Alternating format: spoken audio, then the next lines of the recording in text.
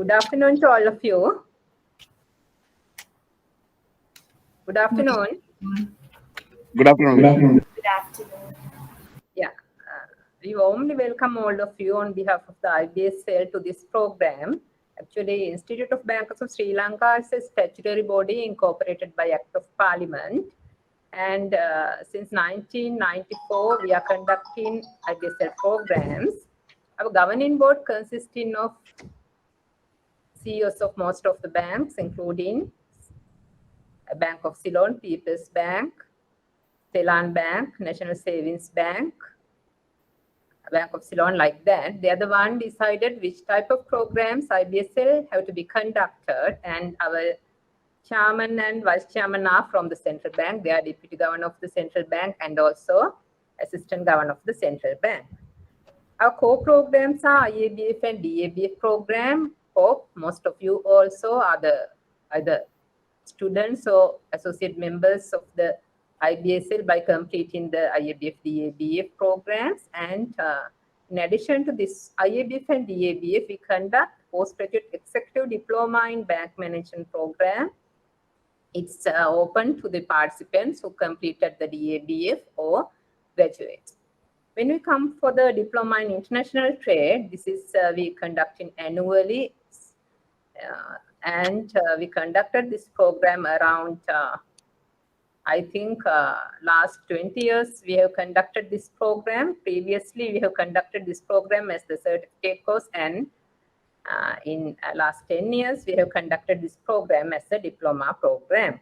When you come to the program, you have to be with us around 96 hours, and it's consisting of 5 modules, and we hope to complete this program around October of this year, and finally you have to sit the final examination. It's 70 marks for the final examination, and assignments also there. We allocated 30% of marks for the assignments.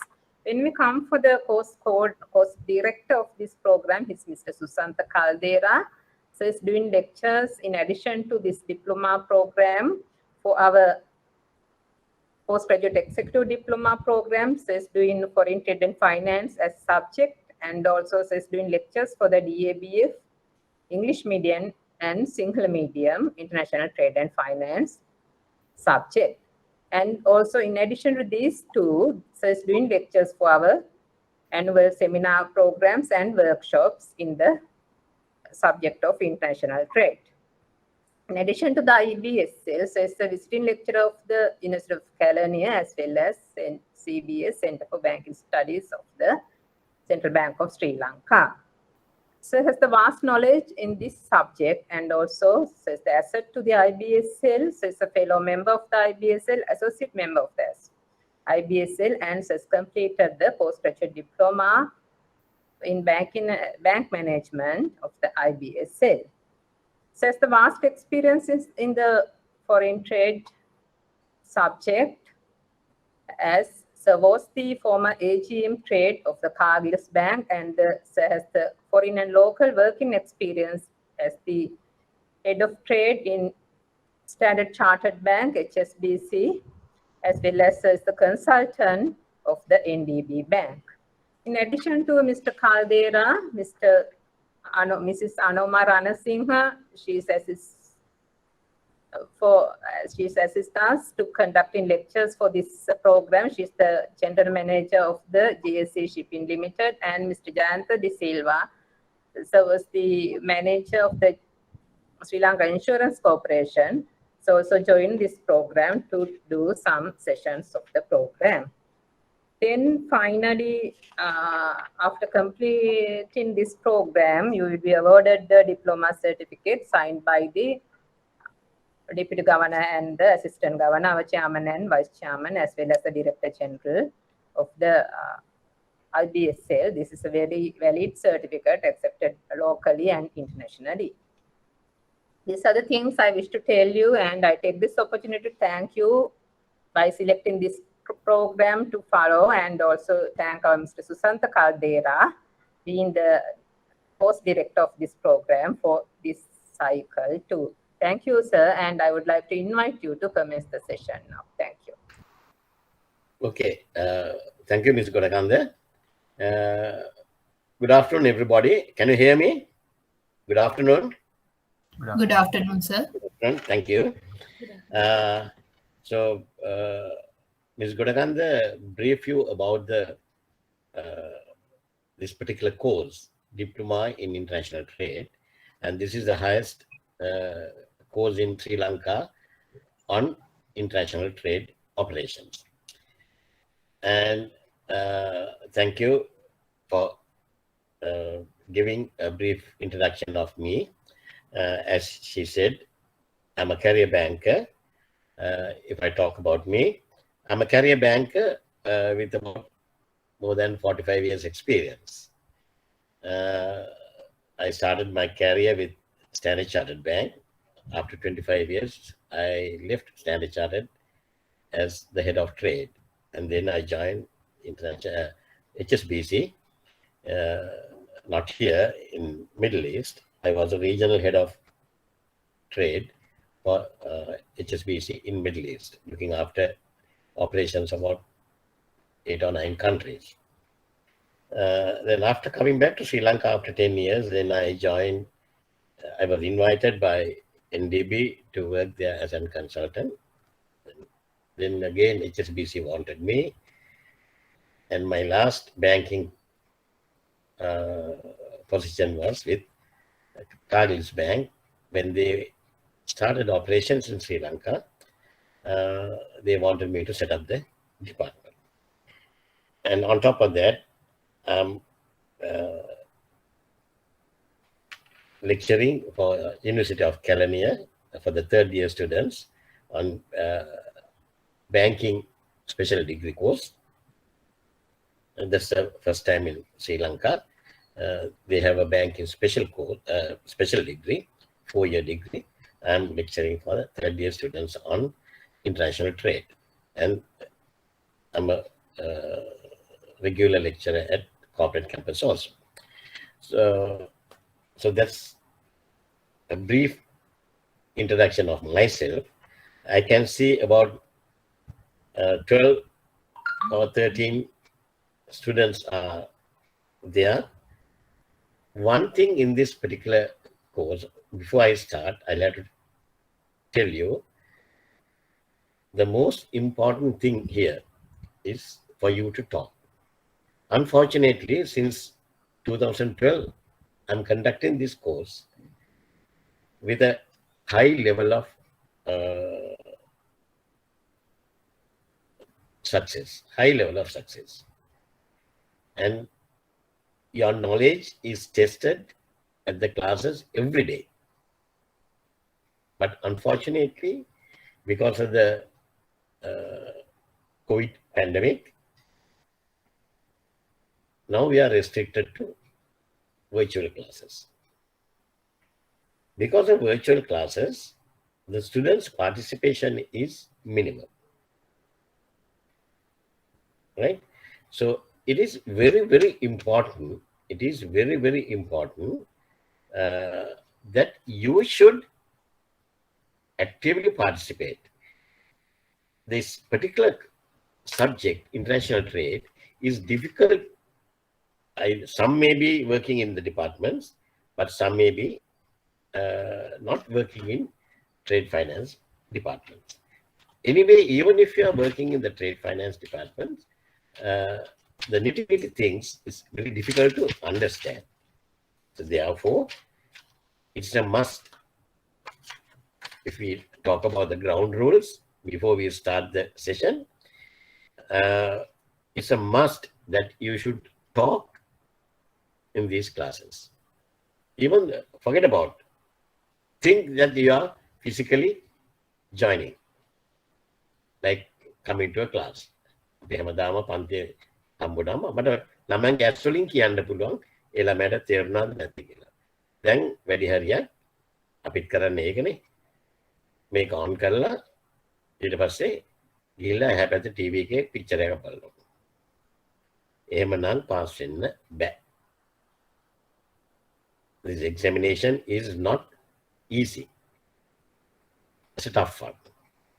This year is going to be more tough. It's a tougher.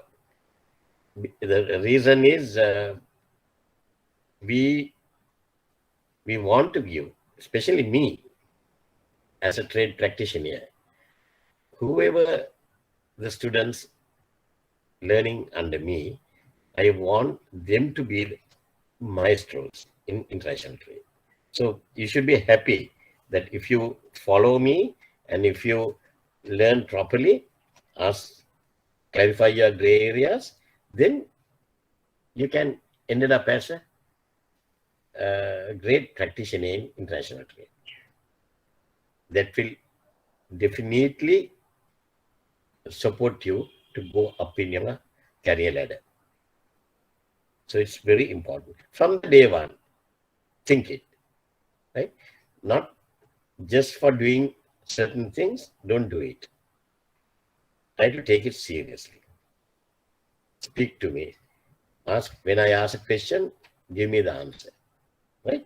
So that's very, very important. Now I have given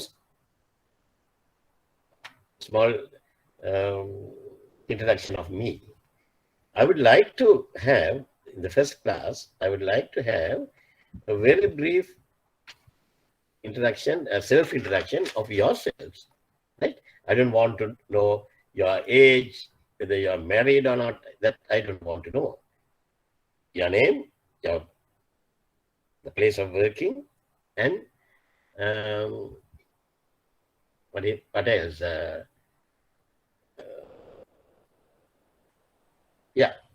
Your name, the place of working, and the department. Right? So shall we start?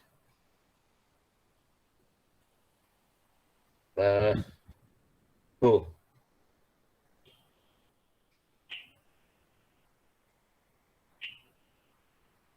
ඔක්කොම කතා කරන්න ඕන.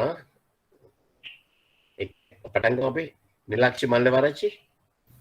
Hello, sir. Good afternoon. I'm Nilakshi Malavarachi. Yeah. I'm working in Standard Chartered Bank Trade Operation team. Trade. Okay. Yeah. Which area, Nilakshi? Import bills. Import bills. Good. Yeah. Good. You are reporting to who? Shanta? No, Udeni. Udeni. Udeni. Okay. මගේ ඔක්කොම මගේ partner ගෝලියෝ ටික මම ගාව හිටපු department එකේ. හරි. Then who is with the second volunteer?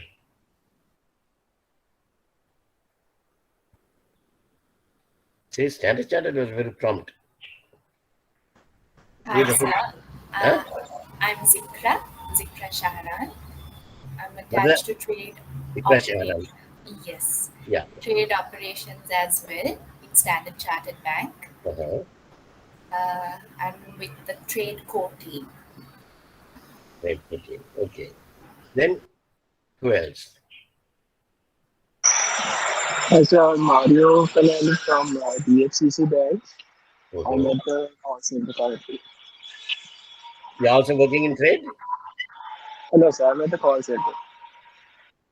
You're at a? Mario? Call center. Call center. Call center. Yeah. Okay. Okay. All right. Then who else? Kevin?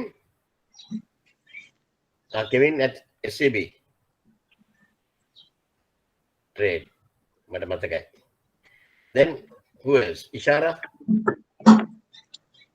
Sir, I'm Ishara Madhumali. I'm working in State Bank of India, Trade Department.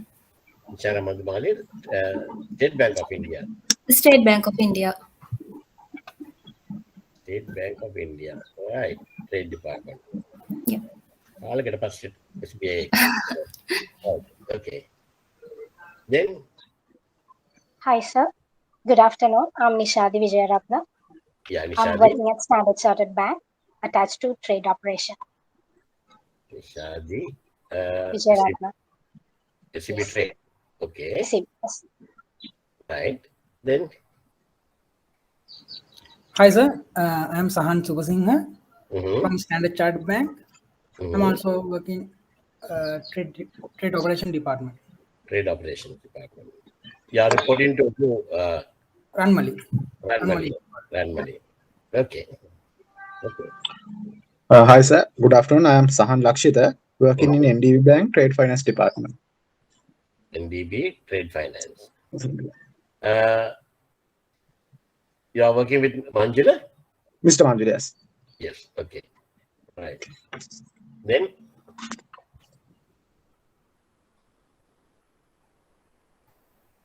who else?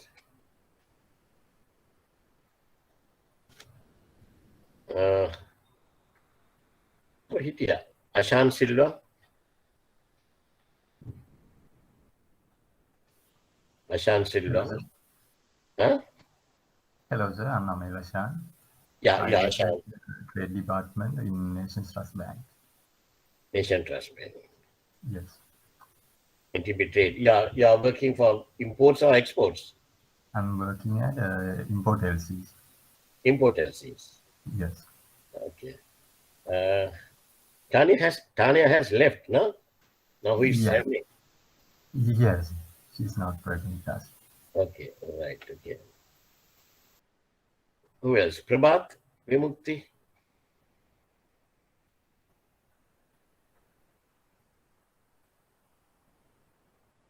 Prabhat Vimukti?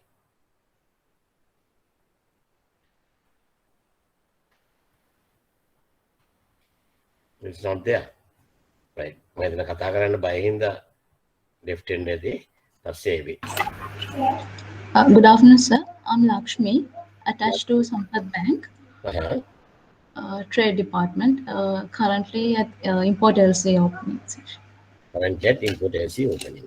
Yeah. Okay. Not bad. We have 1, 2, 3, 4, 5, 6, 7, 8, 9, 10, 11, 12. About, about 12 people are there. It's good. But we need more and more people, right? Okay, give me 1 minute for me to prepare my presentation.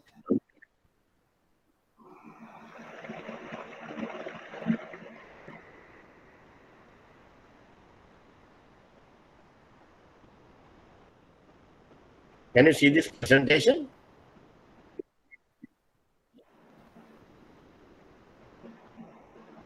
Yes, sir. You can see the presentation, you can hear me. These days, we were talking about some ground rules, right? Very important that when I ask you a question or when you have any questions, please speak to me. But basically, the first day, I'm very happy. It's going to be a very challenging semester for me. I don't know about you. It's going to be a very challenging semester for me. There are 1, 2, 3, 4, 5, 6, about 6, 7 people from Standard Chartered Trade, then Sampath Trade, NDB Trade, DFCC Trade. Super. So that is very, very important, right? So majority are trade guys. We all are talking the same language. Same language in the කියන්නේ ඉංග්‍රීසිද සිංහලද නෙමෙයි. අපි කතා කරන්නේ එකම points තමයි අපි කතා කරන්නේ. එකම points තමයි අපි කතා කරන්නේ. Right? So don't be ashamed and don't be afraid. Please stop me and ask me questions. Don't wait till the last moment. Always you can disturb me. Then I will be the happiest person. Okay? Right.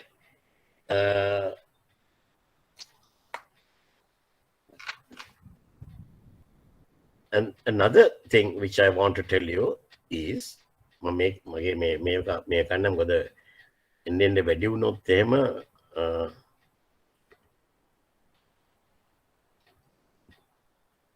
අපේ quality බහිනවා මම ඒකින්ද මේ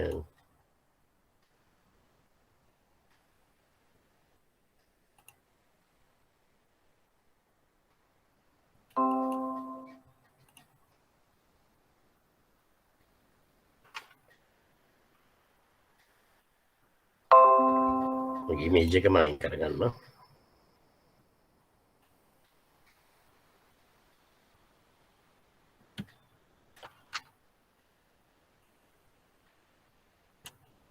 Okay. One more thing. We all know we are having power cuts every now and then. So sometimes, maybe due to power cuts or maybe due to some other connection difficulties, right? These things happen.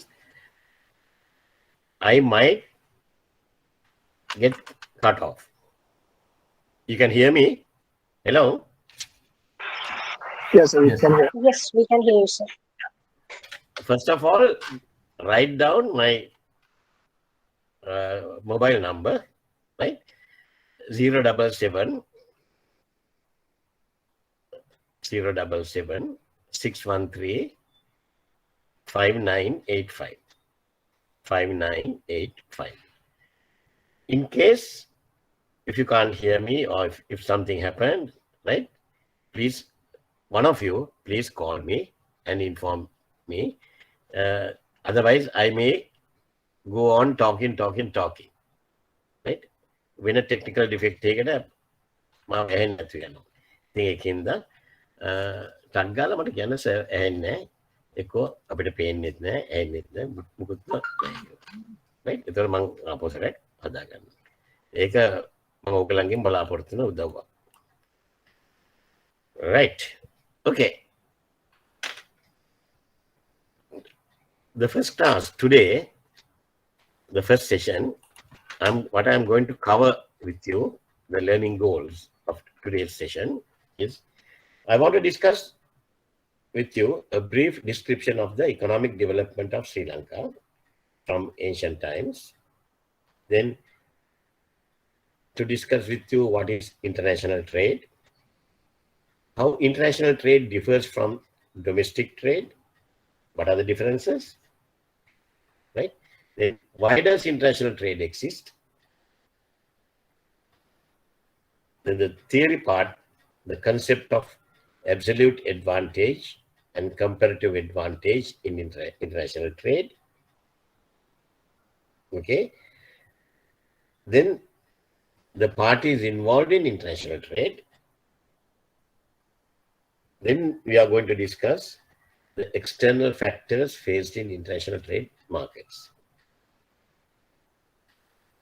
Another important thing we are going to discuss is contract of sales and international trade data in Sri Lanka. I don't know whether I can finish all these things today, but yes, we are going to cover as much as possible under these learning goals, right? Now tell me, now you have to start talking, right? Now you have to start talking. Tell me, according to your knowledge or your understanding, when we have started international trade business in Sri Lanka, can somebody give me an answer? When we have started international trade business in Sri Lanka?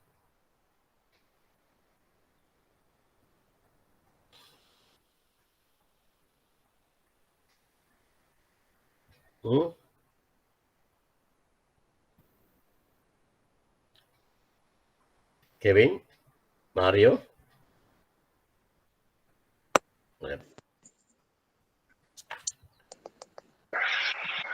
So probably when the first foreigners came to Sri Lanka, it's like way back in like Vijay's time, I believe. Vijay's time. Almost, yeah. I think even before that, we might have had it. When the first foreigners have come to Sri Lanka. So you mean we had international trade operations in Sri Lanka even during Vijay's time? Is it? But thank you very much. Yeah, that guy was very brave enough to talk. I mean, I need those people, because I don't want to have this as a lecture session. We'll have a discussion. Okay. Any other ideas? So I'd like to add that we were one of the few South Asian countries, or rather one of the first, well ahead of them to start international trade. Pardon? Back in the 70s. Back in The 70s. 1970s. Yeah, 1970s. That's what 19, I yeah, learned once. 1970s. Okay, good, good. Then, any other ideas? When we have started international trade operations in Sri Lanka?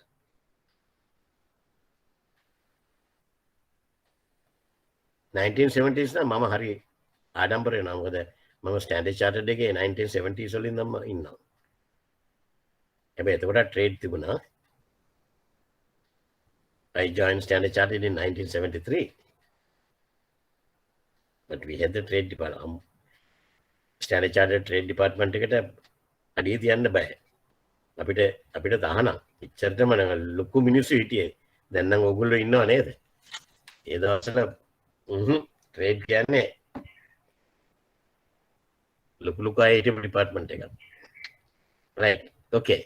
Any other idea?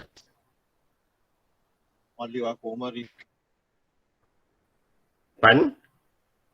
So when we were possibly colonized by the Portuguese and Dutch, that might have been a point where we were identified as a central point of trade for entire South Asian region. Right. Okay. So there were different ideas.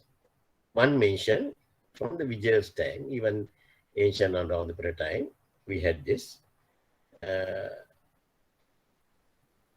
international trade operations in Sri Lanka.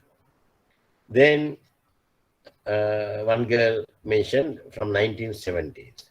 Then another student said from we started colonization. That's during Portuguese time, 1505. That's the era. That's the year Portuguese came to Sri Lanka, right? So let's see. So you must be thinking, you are here to learn international trade. Why this guy is talking about the history? History is very, very important. We all should know, right? Especially as bankers, we should know if somebody asks you, you should be able to answer, right? These questions. So therefore, before we learn the international trade, we are talking about Sri Lanka, because we are living here. So we should know when international trade started in Sri Lanka, right? Okay. Really speaking, the first guy who gave the answer from ancient and medieval periods, that's the correct answer. Even ancient and medieval periods, especially Anuradhapura era, right? After Vijaya, then Pandukabya, Pandu Vasudeva was there, then Pandukabya came into power, right? Then Devanampedyasa, then Muttasiva, a lot of kings were there. Even Devanampedyas's time, if you go through the Mahavansa, you will see that was a time when Arhat Mihindu has come to Sri Lanka, bringing the Buddhism to Sri Lanka. That because his father, Asoka, Emperor Asoka in India, he had very close trade ties with then Sri Lankan, then Ceylon, then Ceylon king, the king of Ceylon, Devanampedyasa. That's why he has sent his son to Sri Lanka with some other bhikkhus and requesting them to go and spread Buddhism in Sri Lanka. So even during Anuradhapura time, we were negotiating business with other countries. We were doing business with other countries. But the specialty during that period was, Anuradhapura era was, we had a self-contained agrarian economy with a substantial agricultural surplus. I don't know whether you guys knows about these things, right? One reason is, in the recent past, the schools also taken off this teaching history to students. Again, now they have introduced. I don't think you people had the,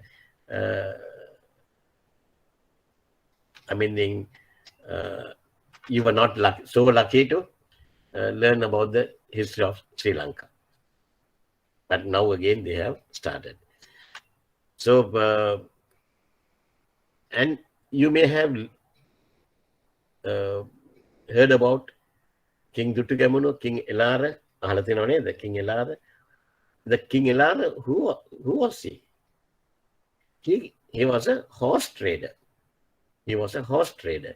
He came to Sri Lanka to trade horses. Right? So that's how he conquered the country. Right. Then from Anuradhapura era, that was one of the fantastic era, Anuradhapura and Polonnaru era. We were very, I think when you go through the Mahavansa, there are so many stories about how we have exported rice to other countries like Burma and China. Today, we are importing rice from those countries, right? Unfortunately. Then from Anuradhapura, the Polonnaru period, right? Then the kingdom was shifted to Polonnaru. And during that period, the exports of the island were mainly pearls, gems, cinnamon, and elephants. On top of that, agriculture was one of the main things, right? A lot of kings, they have built massive tanks, Parakram Samudra and all, and agriculture was our main product, rice. Apart from rice, we have exported pearls, gems, cinnamon, and elephants. And during Polonnaru era also, Sri Lanka had become a vital link in the trade routes between the East and West. Silk route කියලා අපි කියන්නේ, Silk route කියලා කියන්නේ. Then, in the period that followed, the Yapao and Kotte era, cinnamon became the main item in export trade, together with arecanut, gems, and elephants. The principal imports were cloth and dry fish, those days. Right? Then the export trade of the island, mainly cinnamon, received the attention of the European maritime powers in the period to follow with drastic result for Sri Lanka. Portuguese were looking at our main cinnamon exports, right? Then the Dutch people, they were also following. Likewise, the English people, right? So, the Portuguese came into Sri Lanka in 1505, right? They came to Sri Lanka in 1505, and during that period, our main export was cinnamon. They mainly came to Sri Lanka to grab our cinnamon exports and other spices. Then the Dutch came into power from 1656, right? They too were mainly interested in the protection of cinnamon monopoly. Everybody came to Sri Lanka because of our cinnamon, right? We were so famous for our cinnamon, even now, right? But the Dutch guys, while supporting the cinnamon and while they were focusing on cinnamon, they encourage other crops like coffee, pepper, and cardamom, spices, right? The Dutch were also instrumental in building a network of canals that have survived up to the present day. You may have heard about these things. You may have seen these things. People who are, if you are living near Vattala area, Vattala, Jayala area, you may have seen the Hamilton Canal and all, right? Canal network එක දැම්මේ a Dutch period එකේදී. Then the British period, the Dutch were ousted by British in 1795. And from 1802, the East India Company had the monopoly in the cinnamon trade in Sri Lanka. They mainly came again because of cinnamon. We all know in 1815, entire Sri Lanka was taken over by the Britishers, and then they focused more on other crops. In mid-1830s, coffee was introduced, and the Sri Lanka was very popular for our coffee plantations. Right? Then they introduced tea and also coconut as a plantation crop somewhere in 1860. By 1910, tea was the leading export crop of the island.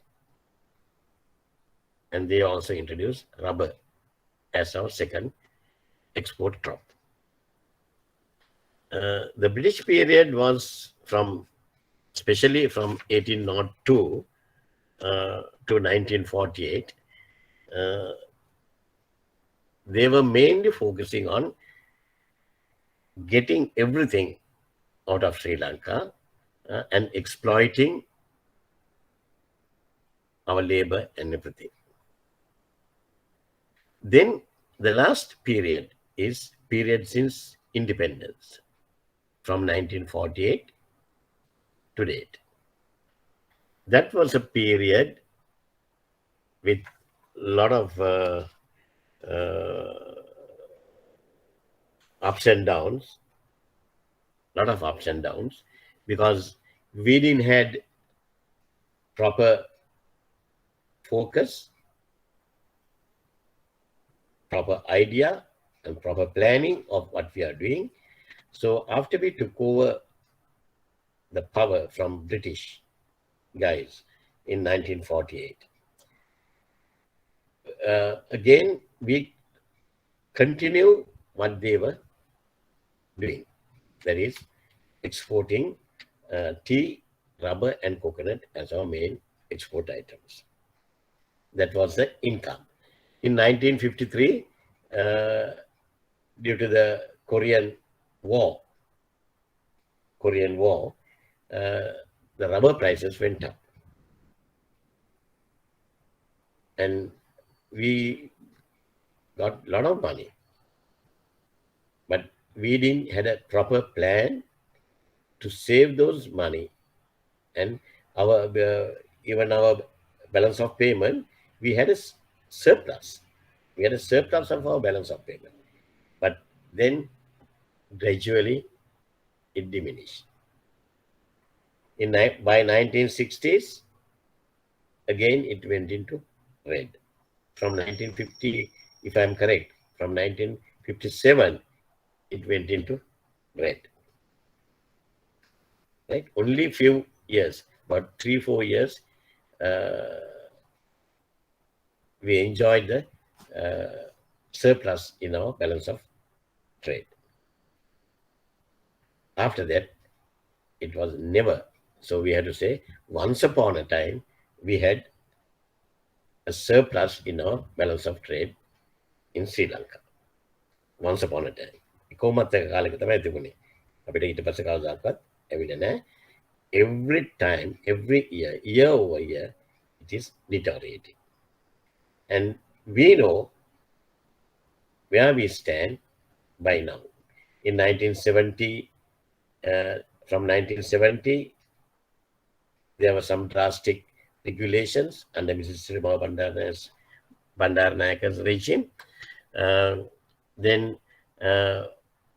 we were trying to minimize the imports and try to maximize the exports, right?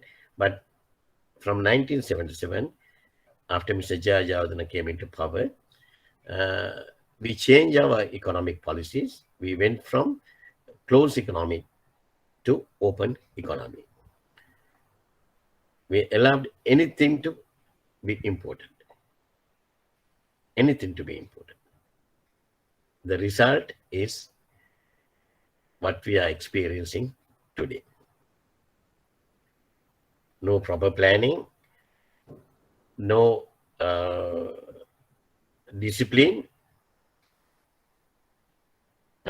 We don't know how to give the priority, and we are experiencing the worst scenarios by now. අපි පස්සේ කතා කරමු වෙනම පාඩමකදී ඔය කතා කරන්න වෙනවා. මම මේක කතා කරලා ඔයගොල්ලොත් එක්ක අපි දැනගන්න ඕන කවුරුහරි කියනවා නම් when we have started the import-export business in Sri Lanka, if somebody says from 1970s or from the colonization period, no. We had a proud history.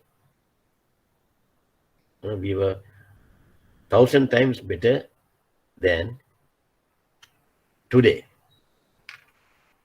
unfortunately. So we should know about the history before we start learning the international trade operations. Okay. Any questions? Anybody wants to ask any questions? I'm ready to answer anything. ඔයාලට ඕනම විදිහකින් අහන්න. ලැජ්ජ වෙන්න එපා. සිංහලෙන් ඇහුවත් එකයි, ඉංග්‍රීසි වලින් ඇහුවත් එකයි. මට ඒක ප්‍රශ්නයක් නැහැ.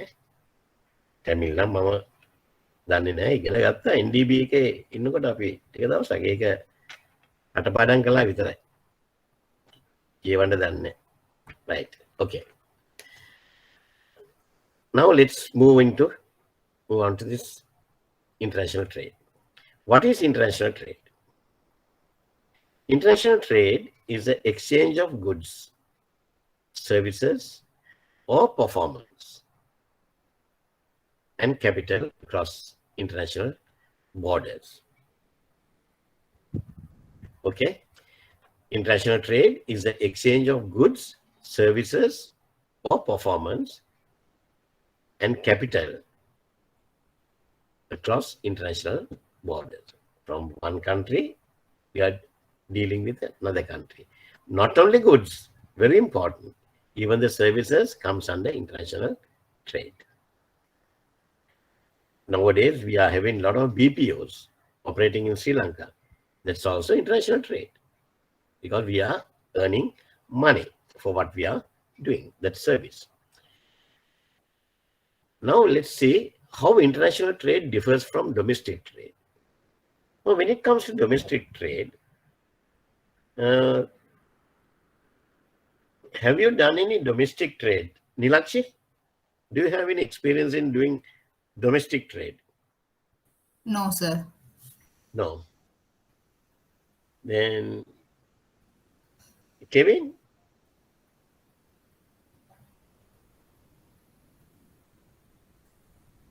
Kevin, do you have any experience?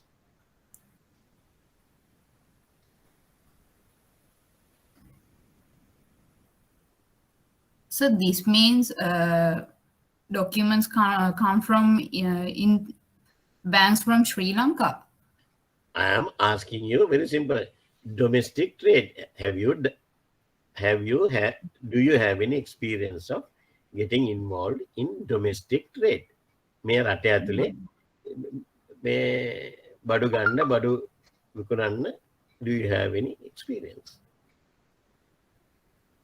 I think I have seen some of them. You I'm have not seen. familiar. Then what else? කියන්න බලන්න තව. තව වෙන උත්තරයක් වෙන කෙනෙක්ගේ?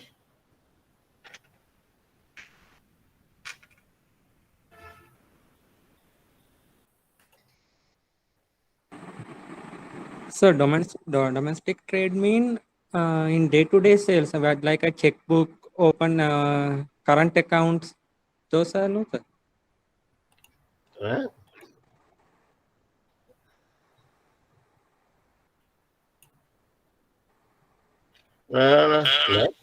නෑ මට උත්තරේ ආවේ නෑ. What you are buying and selling and what you are doing, engaging at the present situation. So do you have any experience of? Generally, we are buying from. So is it we as the consumers, we are buying or we are selling something? Things we do? So I also think this refers to retail and wholesale trade within the country. Yes, okay. Now we are somewhere there. I like you guys. Virtual class එක මේ කතා කරනවා මම තරේ. එහෙනම් උගන්නන්න බැරිය මට ඕන තරම්.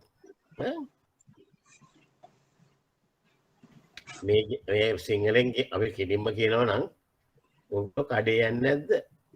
මම නම් කරනවා හැමදාම. වයිෆ් කෑ ගන්න සීනි නෑ, තේකොළ නෑ, කිරිපිටි නෑ කිව්වම කොහෙට හරි කඩේට හරි කාගියස් එකට හරි කීයස් එකට හරි ගිහිල්ලා බඩු ගන්නවා. That is domestic trade. Right? That is domestic trade. Because the thing is, when I asked you the question, you all thought of the extreme thing on the domestic trade. Right? What my question was simple question. Now, for example, Sahan look not Sahan. Sahan may mind and happy and Karaneka again. Sahan Lakshita. Right? You are there now. Now, if you have been invited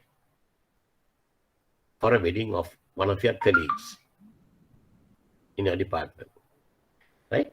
So you have the suit, but you want to buy a new shirt to match that one. So what are you doing, Sahan, then, if you want to buy a shirt?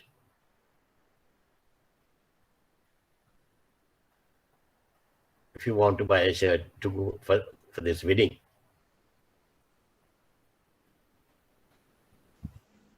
Go to shop and buy.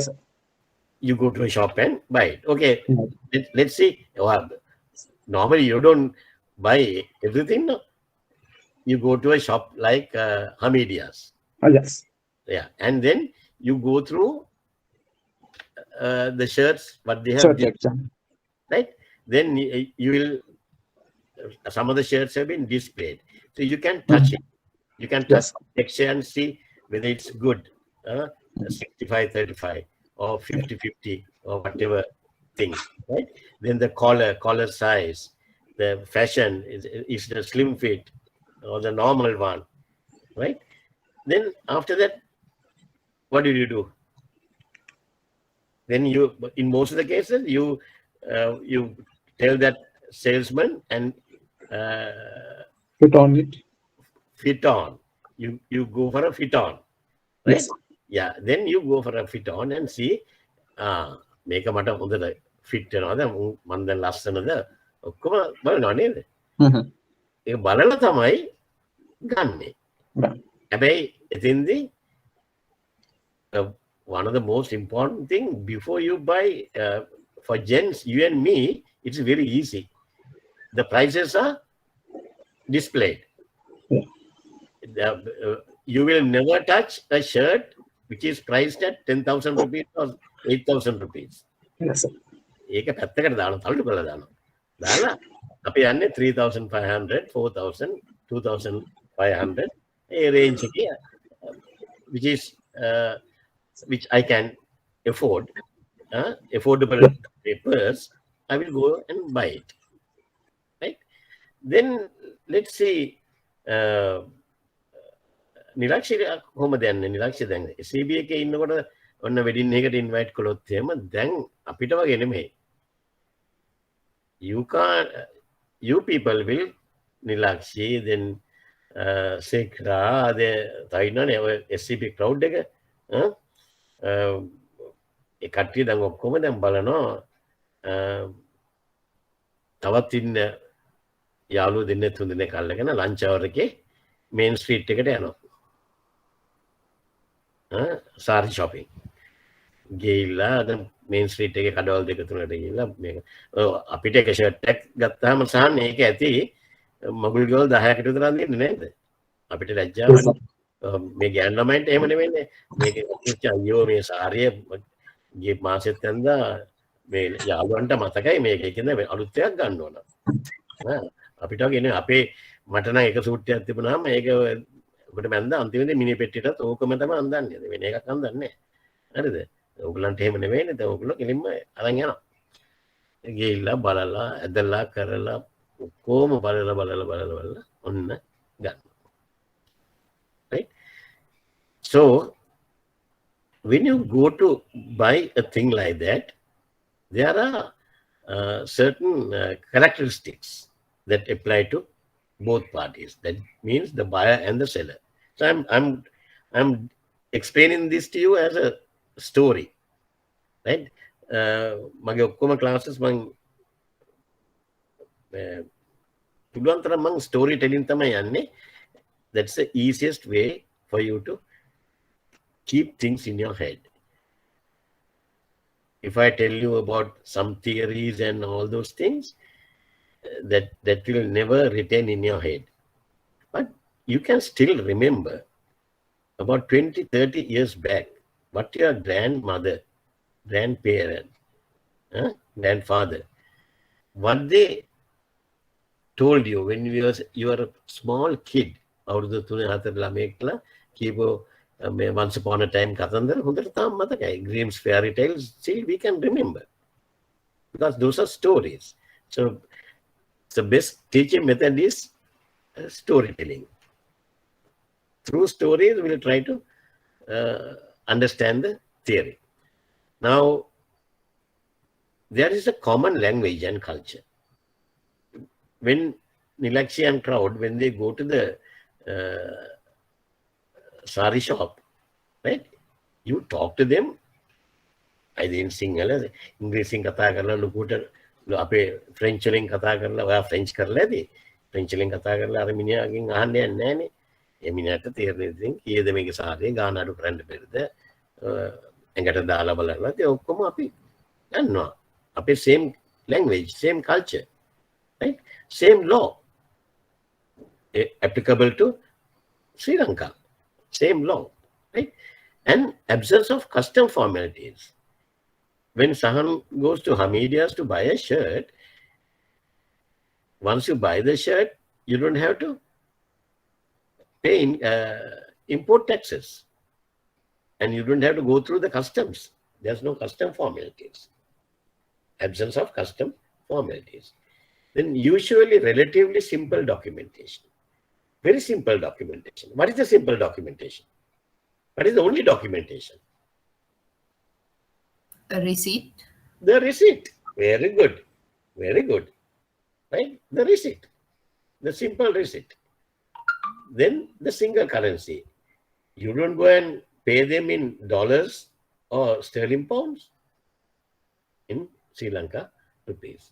Relatively simple formalities to transport goods from buyer to seller. Sorry, it should be other way. Seller to buyer. Seller to buyer. Right?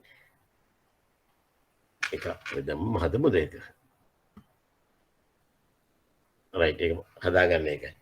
From seller to buyer. Simple formalities. They will give you the stuff, put it into a bag, you carry the bag and go home. You don't have to hire if you are having your own vehicle, yes, you'll get into the vehicle and go. And to take the sari or the shirt home, you don't have to order a special vehicle, lorry. ඒව ගන්න ඕනේ නැහැ. අපේ මතේ අරගෙන යන්න පුළුවන්. Normal, simple domestic trade එකක් අපිට තියෙනවා. Right? Then we'll see these steps in concluding international trade transaction. Key steps in concluding international trade transaction.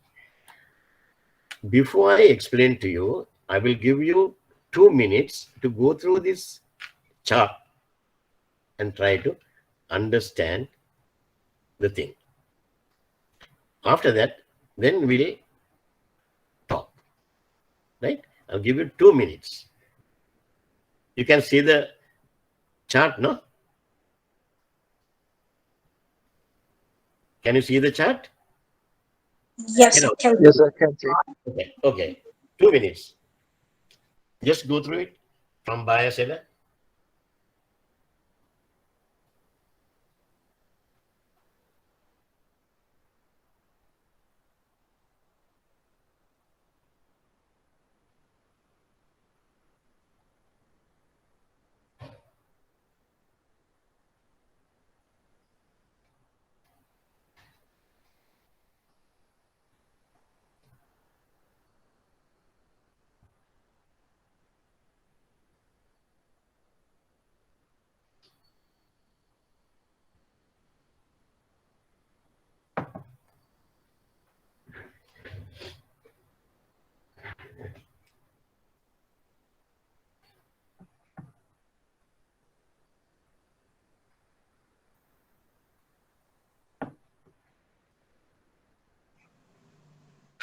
Okay. Now, let's see what are the key steps in concluding international trade transaction. Always, there should be 2 parties. That is, buyer and seller. Between them, either we have to transact products, goods, or services. Right? Before we start the international trade operations, between the buyer and the seller, they have to negotiate. There should be a contract negotiation. So they have to talk to each other. Then they have to share their views on what they need to buy, and then on what conditions and all those things. They have to put it in a contract. Before when, on what conditions, everything. The quantity, the unit price, then the documentary requirements and shipping requirements. Before when, right? Then once you negotiate the contract and after you agree with the terms and conditions between the buyer and the seller, that the quantity and unit price, documentary requirements, shipping requirements and all, then they will sign the contract. The contract signing. The contract signing is methods of settlement. How you are going to settle the thing? By LC, by collection, by open account, by advance payment, whatever. Insurance arrangement, if there's any, like that. Then production. That means we need working capital, payment instruments such as LCs. We have to open LCs, right? So buyer has to open LCs. There are a few people who are working in LC department. right? Then the seller has to start the production. For that, they need working capital. So those things, that is their needs, and they have to see how they are going to fulfill their needs. Then the delivery and settlement. Delivery and settlement means shipment of goods by the seller, then the presentation of documents by them to the buyer's bank, right? Then or to the buyer. Then the buyer needs financing arrangements from his bank, and then they have to do the settlement. So these are the key steps in concluding international trade transaction. Now let's see characteristics of international trade. Earlier we'll learn about domestic trade, now international trade. Right? Now international trade is more costly marketing effort. More costly marketing effort because buyer is in one country, seller is in another country. The seller has to promote his business in buyer's country. For that, he has to market it. He has to look for some agents. Through their agents, they have to do marketing. Just imagine now these days, Aban, Singer, Samsung, how they are marketing. The stuff are coming from Korea. But Korean exporter or the seller, they have contracted with certain agents in Sri Lanka, Abans. All the LG products, Abans. All the Singer products, Singer.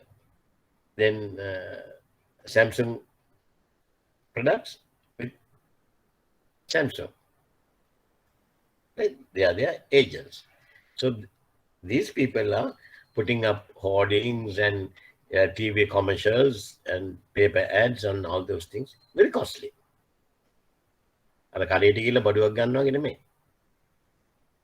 Right? Media secretary shirt මේකන් ඒගොල්ලෝ ලොකුවට ads දාන්නේ නැහැ. සාරි විකුණන රංජනාස්ලා ලොකුවට හැමදාම ads දාන්නේ නැහැ. හැමදාම ඇඩ්ස් දාන්නේ නැහැ. ඕනේ නැහැ.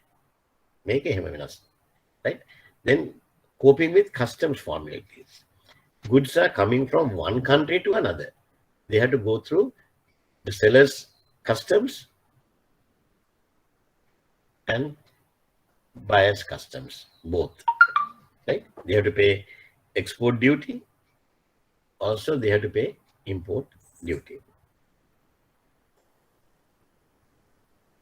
Dealing with different legal requirements. The two countries are having two legal requirements. So we have to be very careful. If you are dealing with a country like Saudi Arabia, right? We are dealing with a country like Saudi Arabia. What is their law, Sikra? What is their law? Sharia. Sharia law. It's Sharia law. Very good. It's Sharia law. In Sri Lanka, either English law or Roman Dutch law. Two different legal requirements. Right? So you have to be very careful. Then relatively complex transport arrangements. Relatively complex transport arrangements. Because transport arrangements are not easy. The goods have to come from one country to another. A fleet of cars from Japan to Sri Lanka. Right? Then again, car ආපු කාලෙක අපි ගමු. එහෙම නැත්නම් කැන්ඩ වලින් නම් එනවා නම් lentils, dal. Right?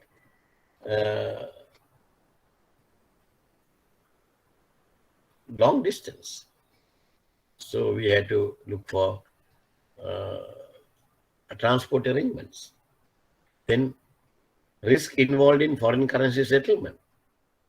ඒක නම් ඔයගොල්ලෝ හැම කෙනෙක්ම දැන් දන්නවා හොඳට මේ දවස්වල. In Sri Lanka, I think, according to my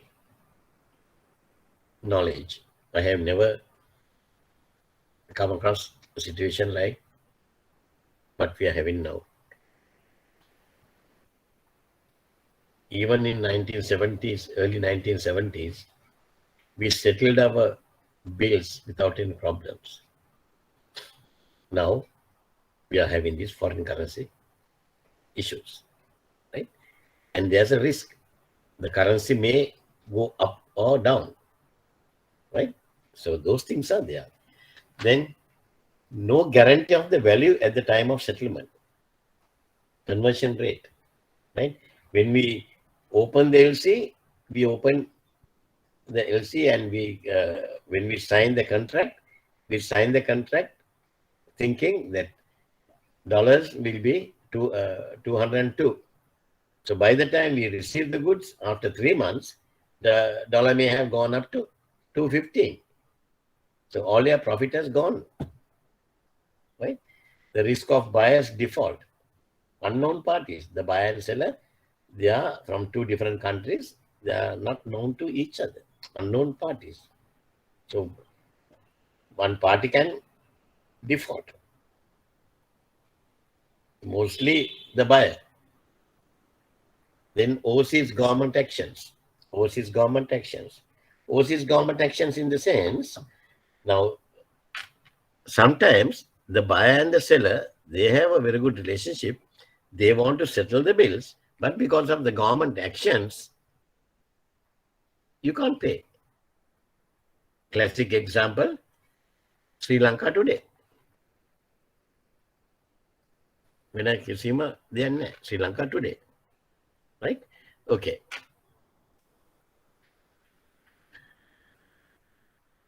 Now, let's see, why do countries trade? Why can't be self-sufficient? Long time back, during Untitled era and all, we were a self-sufficient nation. Then human man, right? We have to depend on the other countries. So when we analyze the relationship between the consumption and work, which I'm going to do the next one under theory, right? You will understand why countries want to do international trade. Another thing is specialization and division of labor. For certain things, we have specializations. For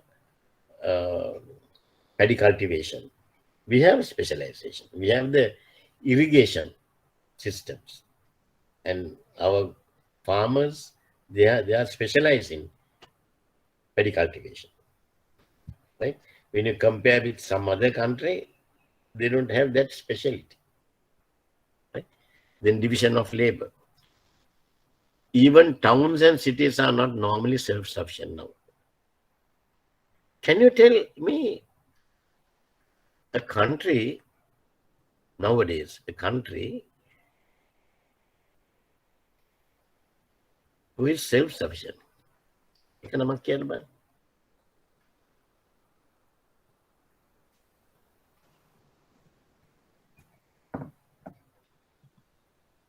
North Korea. North Korea. They are good with China. They do business with China. Mm-hmm. They buy tea from us. North Korea tea nani, coffee nani. Yo kuma pengan. Brazil lingan. America wali tamai kuma kesi kadi.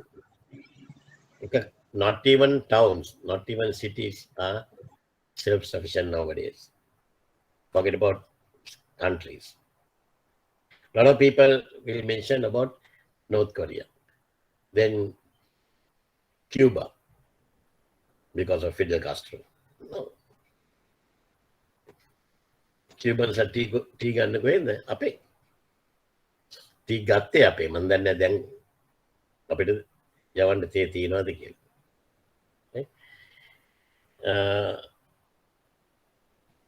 Then we have a lot of free trade agreements like NAFTA, SMP, WTO, World Trade Organization, NAFTA and North Atlantic Free Trade Agreement. There are certain countries.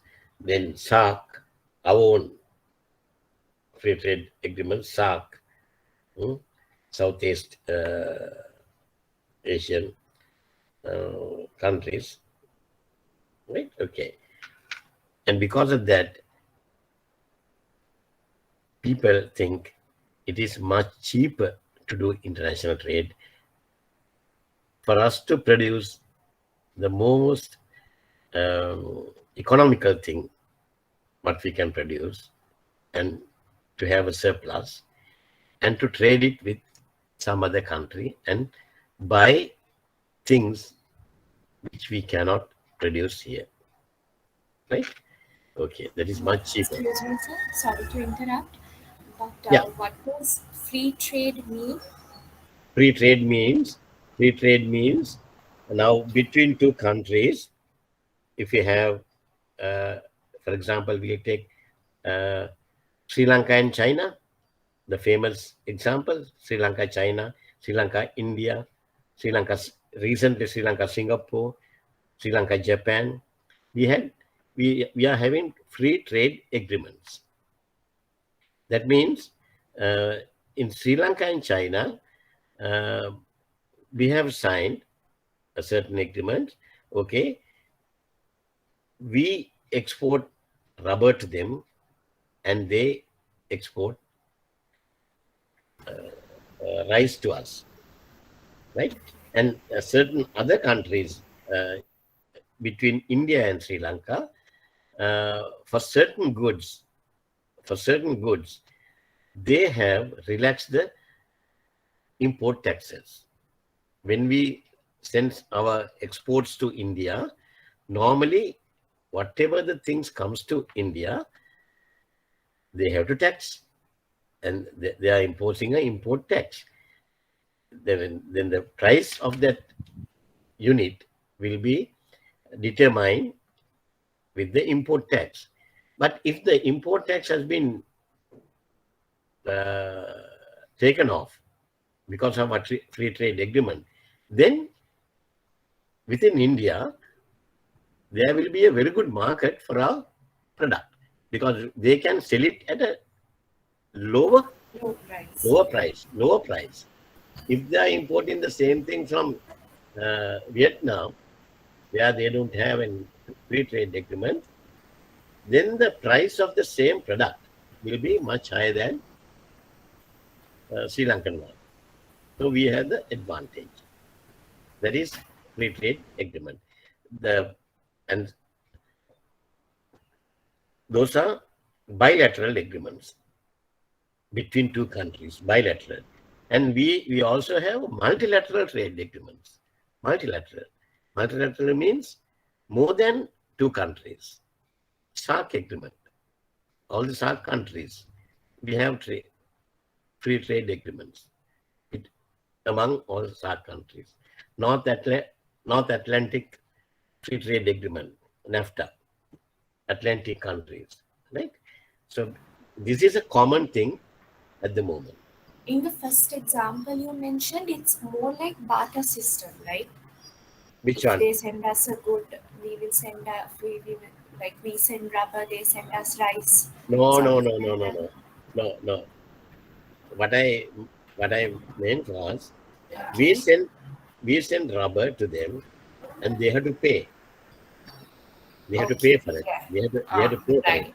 Only thing is, they will not impose an import tax on rubber, so that in China, our rubber, they will have a good market for our rubber, right? Otherwise, they import rubber from Malaysia also. So we have the advantage over Malaysia for rubber. Got it, sir. Okay. You got it. Okay. Thank you. Okay. Right. why does international trade exist? Why does international trade exist? Now, international trade is the buying and selling of goods and services across national borders and territories. Okay, allowing both the buyer and the seller to expand their markets for goods and services that otherwise may not be made available to them. Right? Because of international trade, they are trading the goods and services across the national borders. All countries have different assets or strengths in terms of land, labor, capital, technology, and natural resources.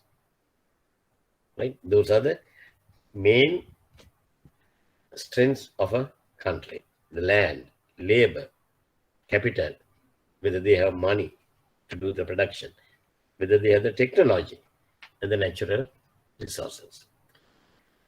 Therefore, most countries usually focus on those products and services which they possess comparative or absolute advantage through specialization.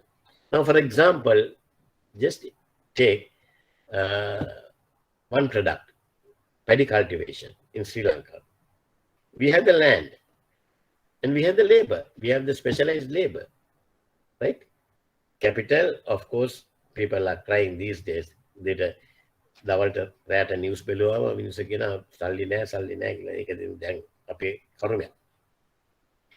Technology, we have the technology for paddy cultivation, irrigation systems, natural resources, water, monsoons, rains. We have Yala මහා කියලා අපේ දෙකක් තියෙනවා. Yala season, මහා season, right? Okay. So then we are more focusing on promoting that particular item, right?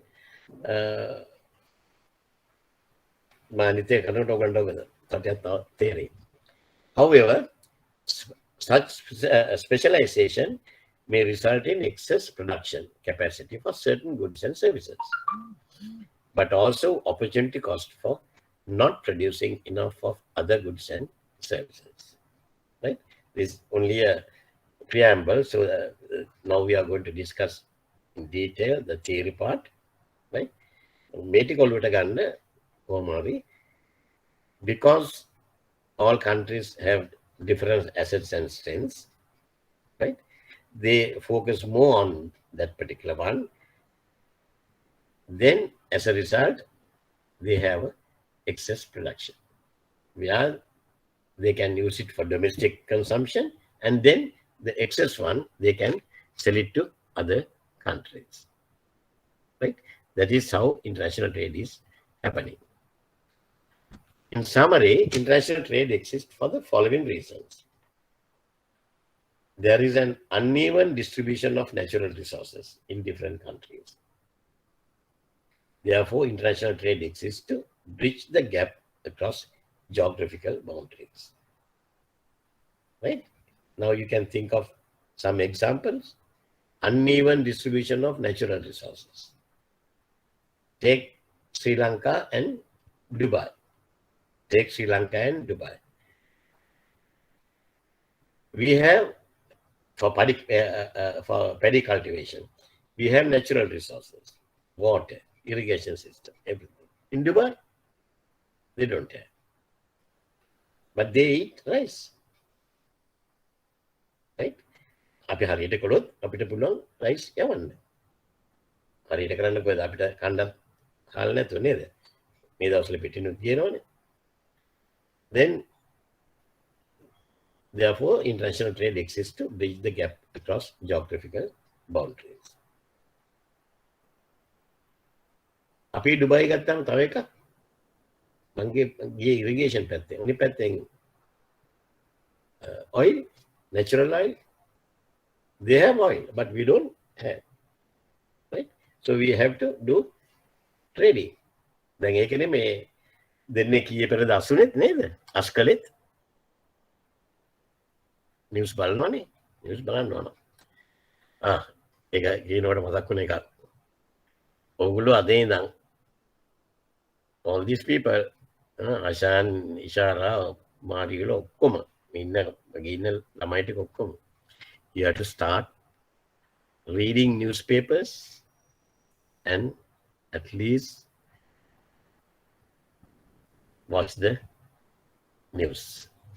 එකපාරක්වත් බලන්න. එබැයි ඔක්කොම news ටික බලලා වැඩක් නැහැ. හැම පාරම 7 o'clock විත් යන්නේ එකමයි 10ටත් එකමයි. ඔයගොල්ලෝ එකක් හදාගන්න නිවුස් ටිකක් බලන්න. ඒවා you have to watch it with analytical mind, right? Without that it's very difficult to answer the trade finance issues. ඒව ඔළුවට තියෙන්න ඕන. පත්‍ර අන්තන් බලන්න ඕන. පත්‍ර බලලා important ඒවා at least weekend papers බලලා ඉගෙන ගන්න. Right? All countries possess diverse strengths and weaknesses in terms of land labor. Bangladesh කිව්වා. Right? Then it provides consumers the opportunity to be exposed to those goods and services that are not available in their own country. It reduces dependency on domestic market by expanding customers' demand in other countries. It enhances economic growth and contributes significantly to the country's gross domestic product. This is GDP. Right? Okay. Now, when we are analyzing and explaining the international trade operations, we had to focus on two concepts. One is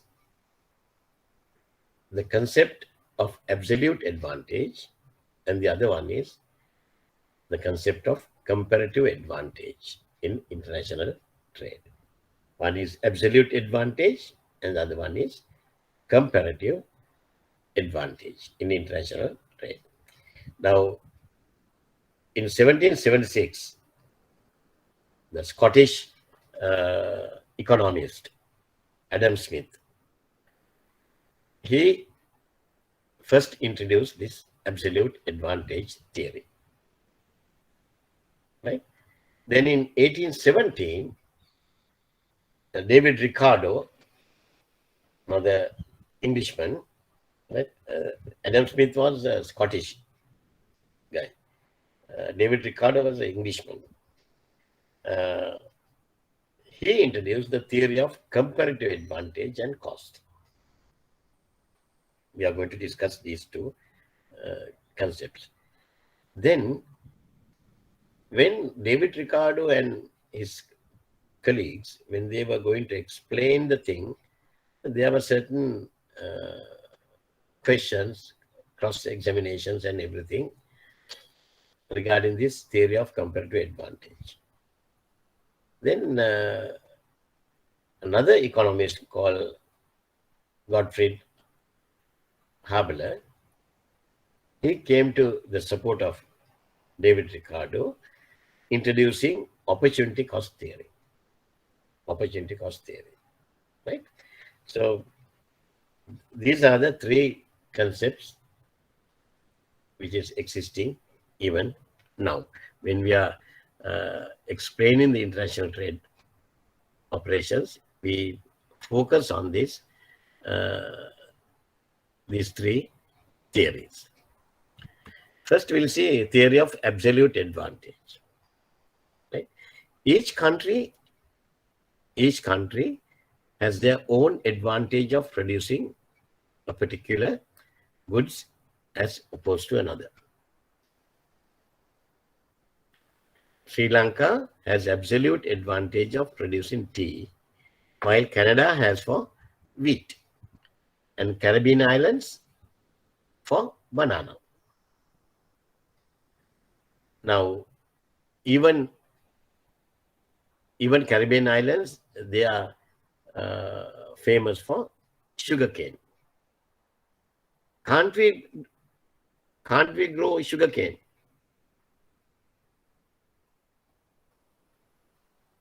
අපි මේ උග්ගස් වවන්නේ නැද්ද?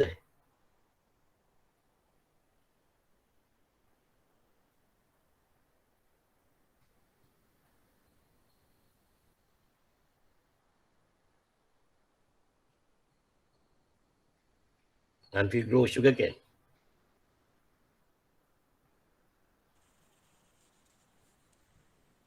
Yes or no? My goodness, yeah. Common sense? Yes. Yes. කියන්න බන්න මගේ ආසාවට කොහෙද අපේ sugarcane plantations තියෙන්නේ කියලා? Sevanagala. Sevanagala. Very good. Sevanagala. අමාරුවෙන් කිව්වා. Sevanagala. කල්වත්ත.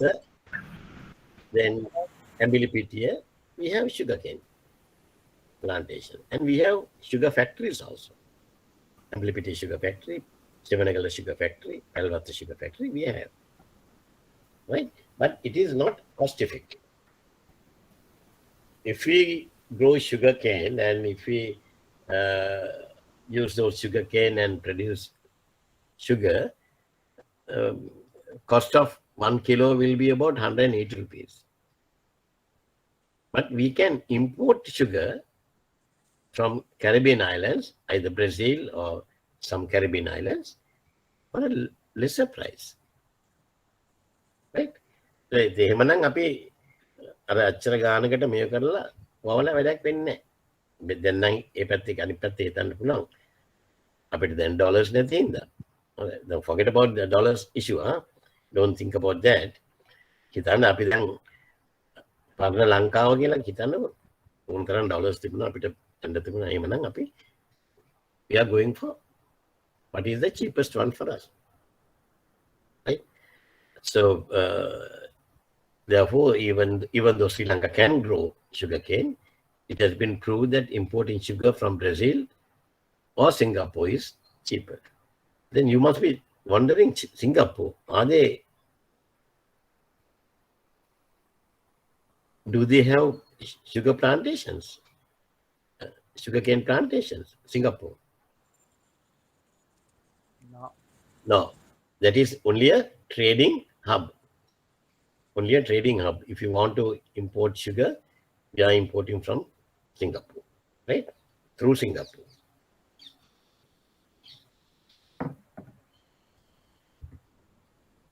Then, due to favorable climatic conditions and natural resources, expertise and technical know-how, some countries enjoy an absolute advantage in producing particular goods more efficiently, that means less costly than other countries.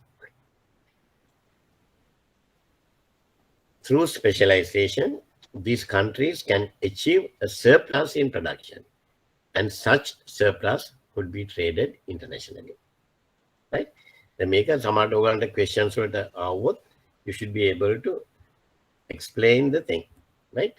So absolute advantage refers to a country's ability to produce a certain goods more efficiently, less costly than another country.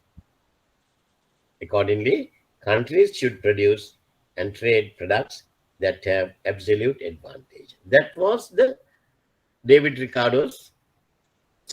Adam Smith theory. That's what Adam Smith theory. He said, countries should produce and trade products that they have absolute advantage. Then only you can maximize your profitability. Right? Now, to understand this, I will give you a small example. For a commodity with only one factor of production, we will take only labor. We are not taking other land, capital, only factor of production will take labor. For example, if one country uses less labor than another to make a given amount of the commodity, that country has an absolute advantage for that product. Right? Now, here,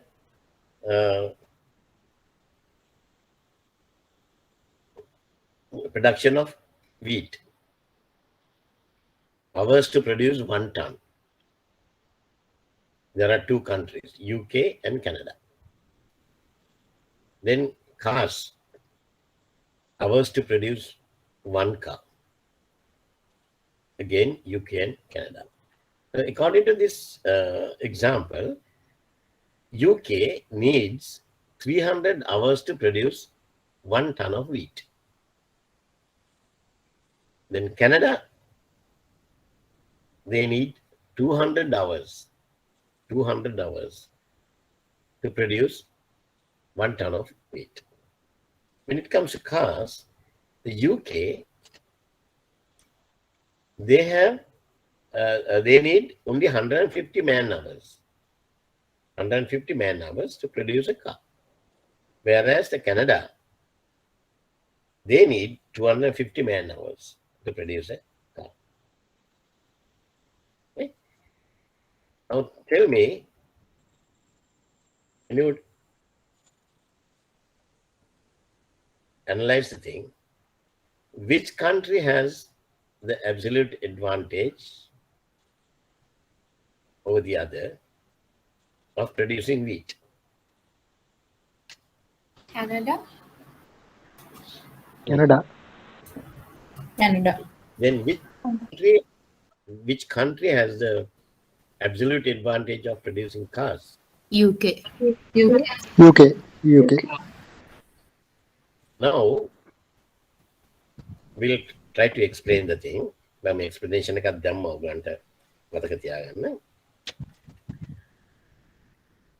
relying only on the information shown, right? It is clear that Canada has an absolute advantage in the production of wheat because it takes fewer hours of labor in Canada to produce a ton of wheat. But the opposite applies to cars where UK has an absolute advantage. Figures right.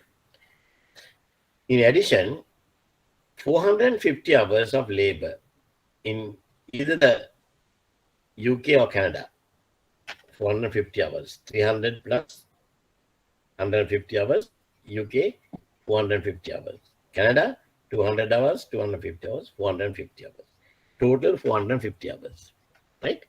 So out of 450 hours of labor in either in UK or Canada, will produce 1 car and 1 ton of wheat in each country. With 450 man hours, UK will produce 1 ton of wheat and 1 car. Canada also produce 1 ton of wheat and 1 car.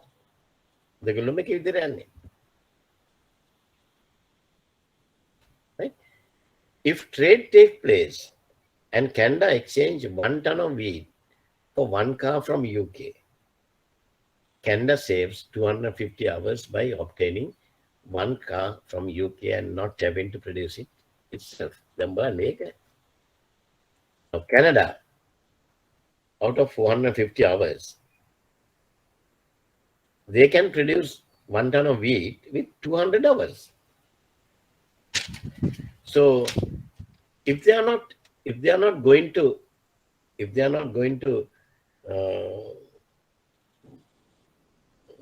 produce cars, they can use that 250 man hours also to produce wheat. Then how much of additional wheat they can produce? How much? Another 1 ton. Another 1.25 tons. 1.25 tons. 1.25. 1.25 tons they can produce. Right? Then UK, instead of putting 300 hours to produce 1 ton of wheat, if they put all that 300 hours into production of cars, how many additional cars they can make? Two more cars. Two more cars. Two cars. Two cars. ඉතින් එහෙනම් අපි මොකටද UK wheat හදන්න මාන්ස් වෙන්නේ? ඒගොල්ලන්ට wheat ඕන. They need 1 ton. For that they have to spend 300 hours. So instead of that, what they will do is they can sell 1 car to Canada and get 1 ton of wheat from them. That is international trading, right? They can give 1 car to Canada. They can sell 1 car to Canada and buy 1 ton of wheat from them. ඒගන්ට දෙගොල්ලන්ටම වාසි. එහෙම කළාම UK වලට තවත් වැඩිපුර කාර්යයකුත් ඉතුරු වෙනවා. right? අපි වගේ කට අරන් ඉන්න country එකට ඒකත් විකුණන්න පුළුවන්. right? කැනඩා වලට අර ඇඩිෂනල් එක දීලා කාර්යයකුත් අරගෙන තවත් 0.25 තියෙනවා.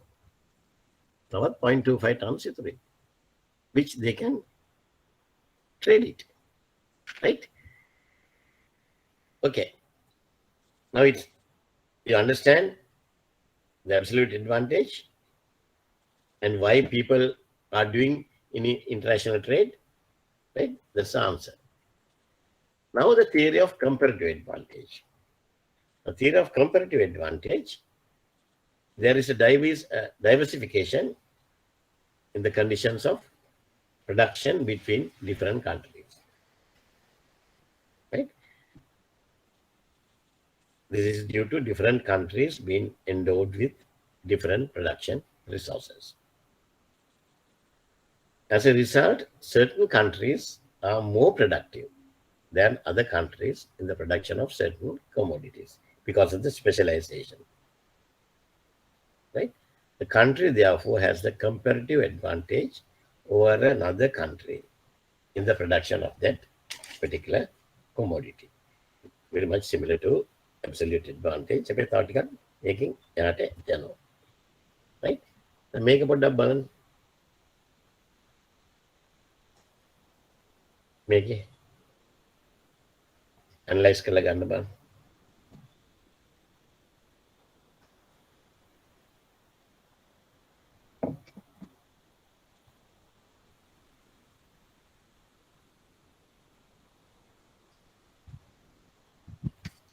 Here, Canada has an absolute advantage in both goods,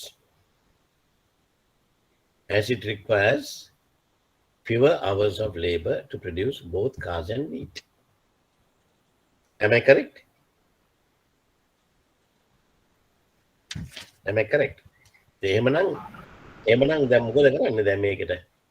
දැන් මේක මෙතනදි තමයි රිකාඩෝ හිර වුනේ. මේක එක්ස්ප්ලেইন කරන්න ගිහිල්ලා. ඉතින් එයාට සපෝට් එකට ආවා Gottfried Habler. He said why it is happening is we have to apply the opportunity cost factor also to this, right? The opportunity cost of producing these goods can be shown as follows. Now wheat, let's say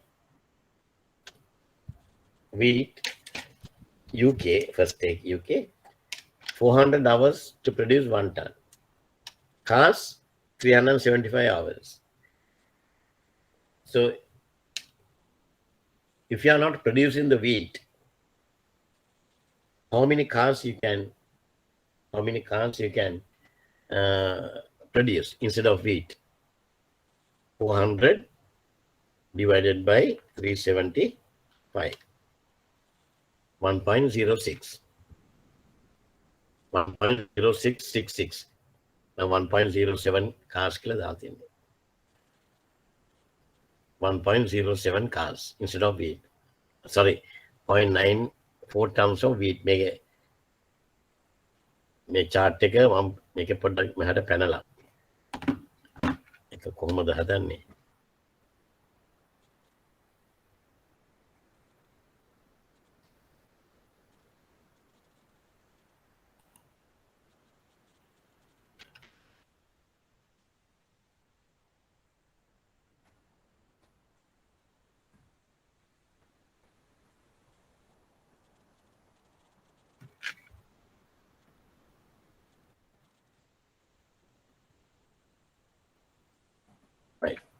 It's okay.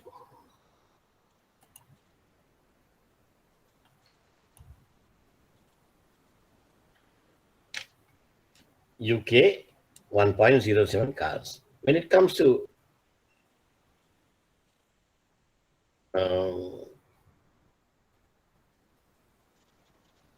අනික් පැත්තෙන් ගත්තාම 375 divided by 400. Right? ඒගොල්ලෝ කාස් විතරක් හදනවා නම් කොච්චර දෙන්නේ? 0.94.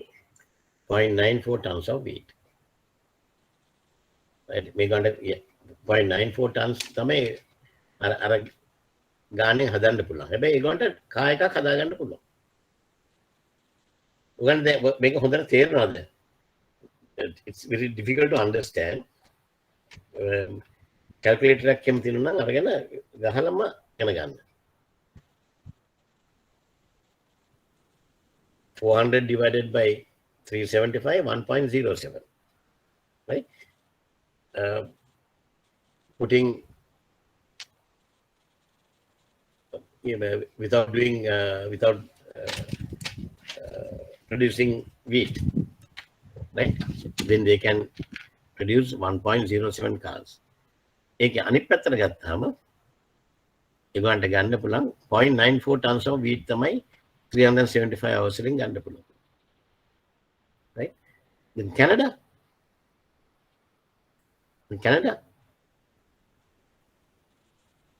200 hours divided by 300. 200 hours divided by 300.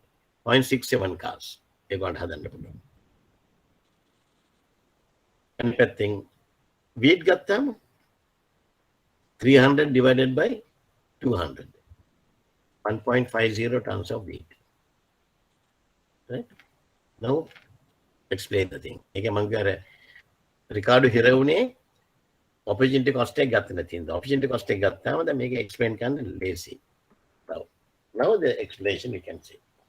If the UK uses 400 hours to produce cars instead of wheat, it will produce 1.07 cars. 400 divided by 375 of cars. Right? That means Canada has a comparative advantage in wheat production, having a lower opportunity cost than the UK. But the UK has a comparative advantage in the production of cars due to the lower opportunity cost of cars production in the UK. Likewise, if Canada uses 300 hours to produce wheat instead of cars, it will produce 1.50 tons of wheat additional. Canada will utilize 500 hours of labor to produce 2.5 tons of wheat. Canada වල තියෙන්නේ 500 hours, 200 hours and 300 hours. If 500 hours use කළොත් ඒගොල්ලන්ට පුළුවන් they can produce 2.5 tons of wheat because 1 ton of wheat because of 200 man hours, then out of 300 man hours, another 1.5. 1.5 plus 1 can 2.5 tons of wheat. And after exchanging 1 ton for 1 car,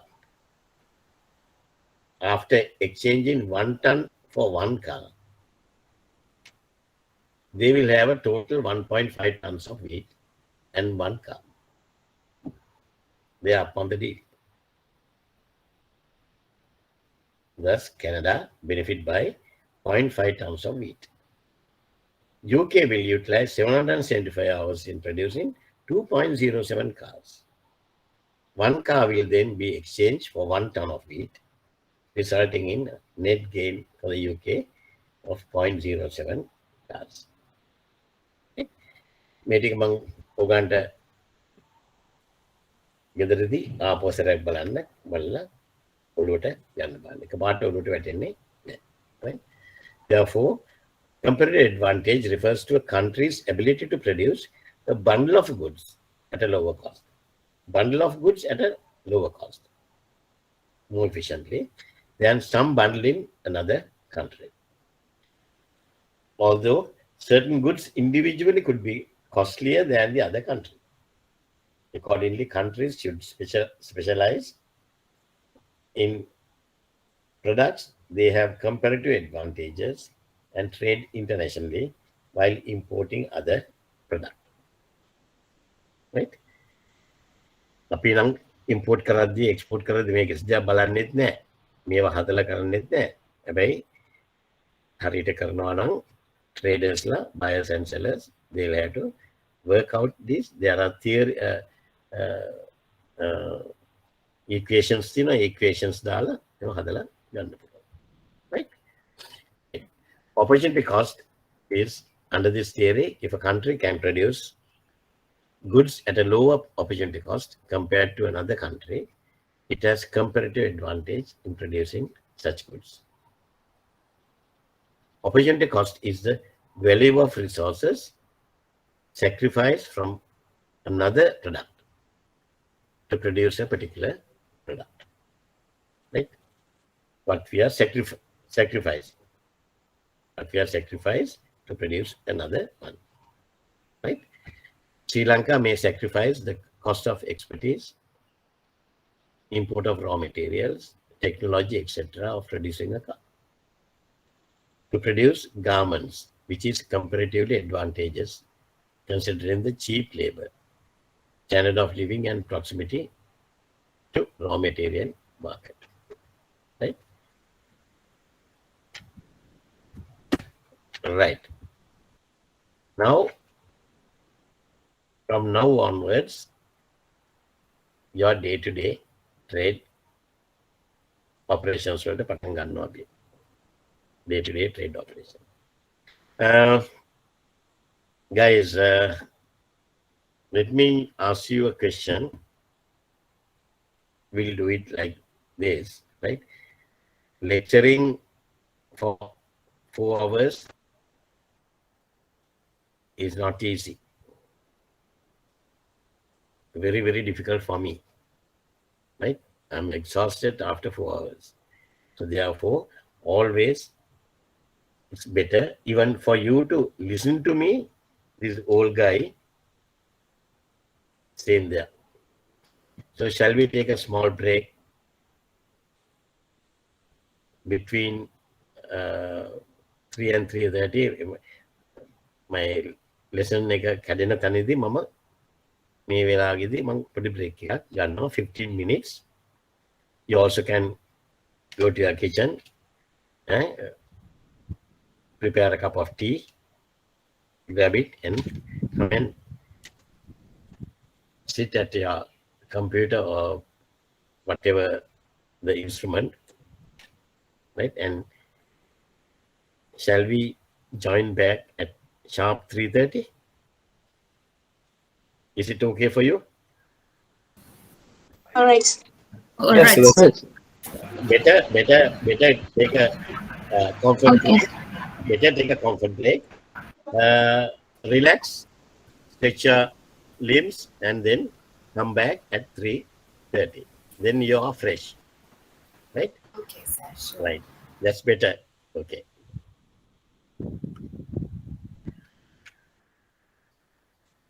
Sharp 3:30.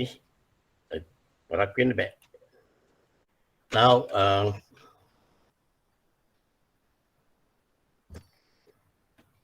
now we discuss about the parties involved in international trade. Right? One party is the buyer. One party is the buyer. That we know. There are two main parties in international trade.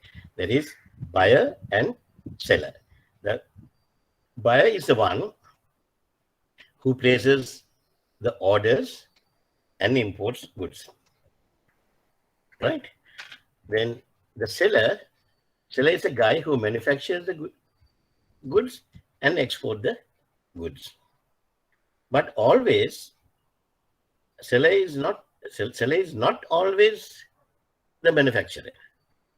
Sometimes there are certain manufacturers separately, which the seller will buy locally from those manufacturers and then export the goods.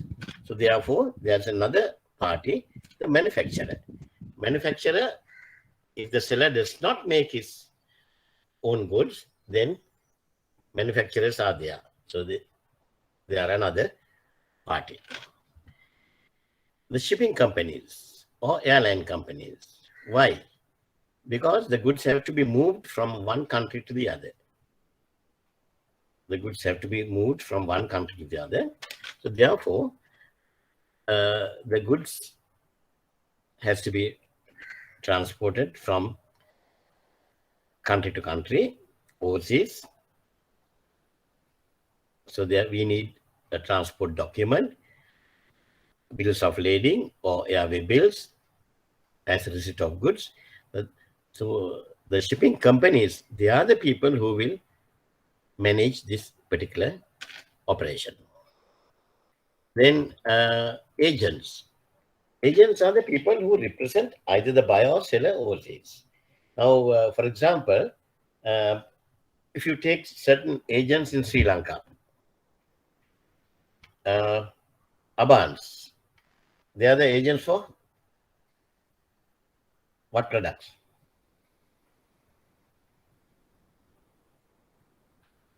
I'm just telling you to get some understanding. Electronic appliances. Electronic appliances of? What is the product? What is the product? Manufacturer's name? LG. LG products, mainly. Then Toyota Lanka? Toyota vehicles. Yeah, Toyota Lanka is the agent for Toyota vehicles. Associated Motorways? Suzuki and Maruti vehicles. Yeah, they are also for Nissan and other certain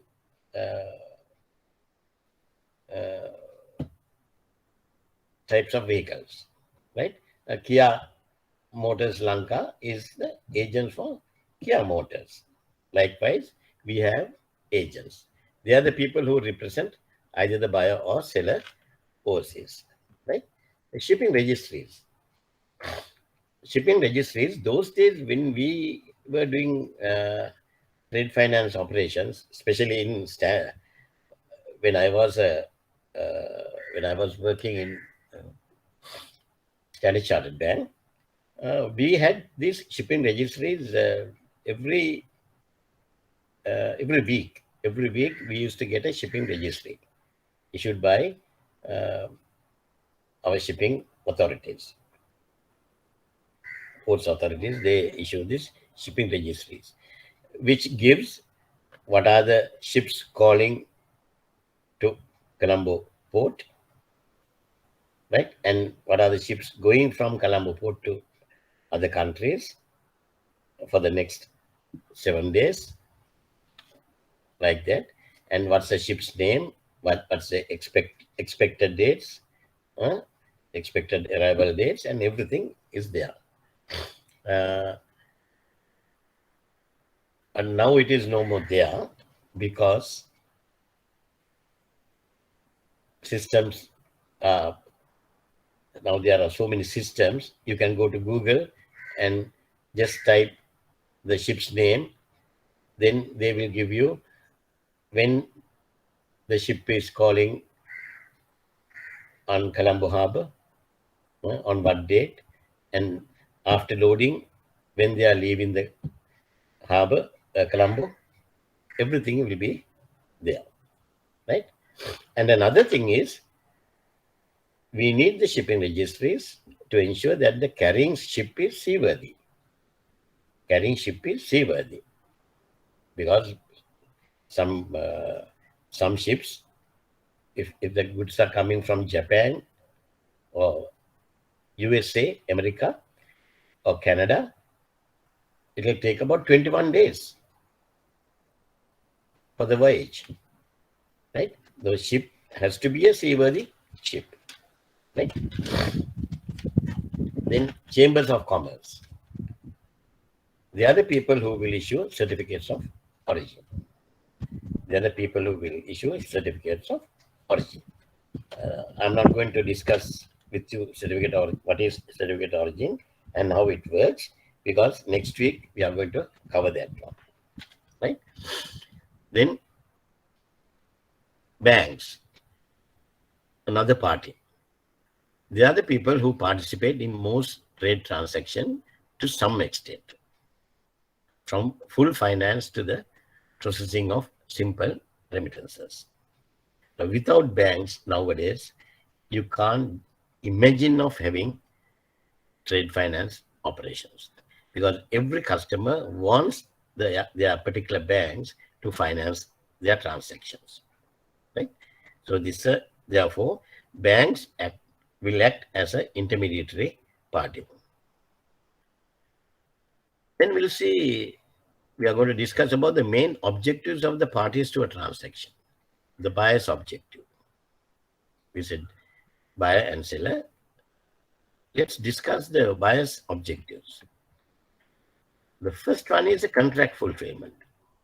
That means, as a buyer, think if you are a buyer, you want your one of your objectives, main objectives, is to receive the correct quantity and quality of the goods purchased.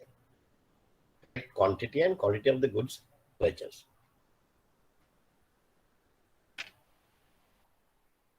Then to receive in a timely manner and at correct place. To receive in a timely manner and at the correct place. Assurance that he does not have to pay the seller until he is certain that the seller has fulfilled his obligations correctly. Always, right? Always the buyer wants to drag the payment until he is sure about the seller has fulfilled his obligations correctly. Right? What do you mean by the first one? To receive correct quantity and quality is okay. Understand? To receive in a timely manner and at the correct place. What do you mean by timely manner?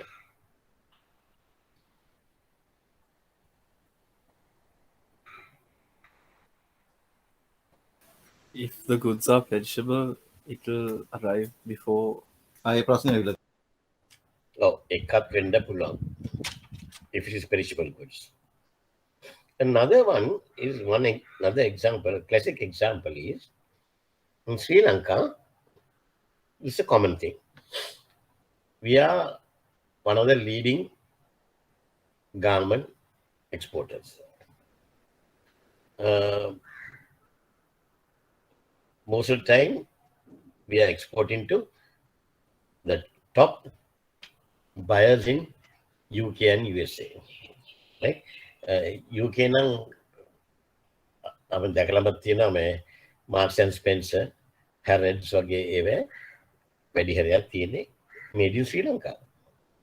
When you see those shirts, when you see those blouses, frocks and all, you feel proud of our country. Right? Likewise, if our people have got a export order to send winter clothes, in that case, we have to send the clothes before the winter. That's the time, before the winter.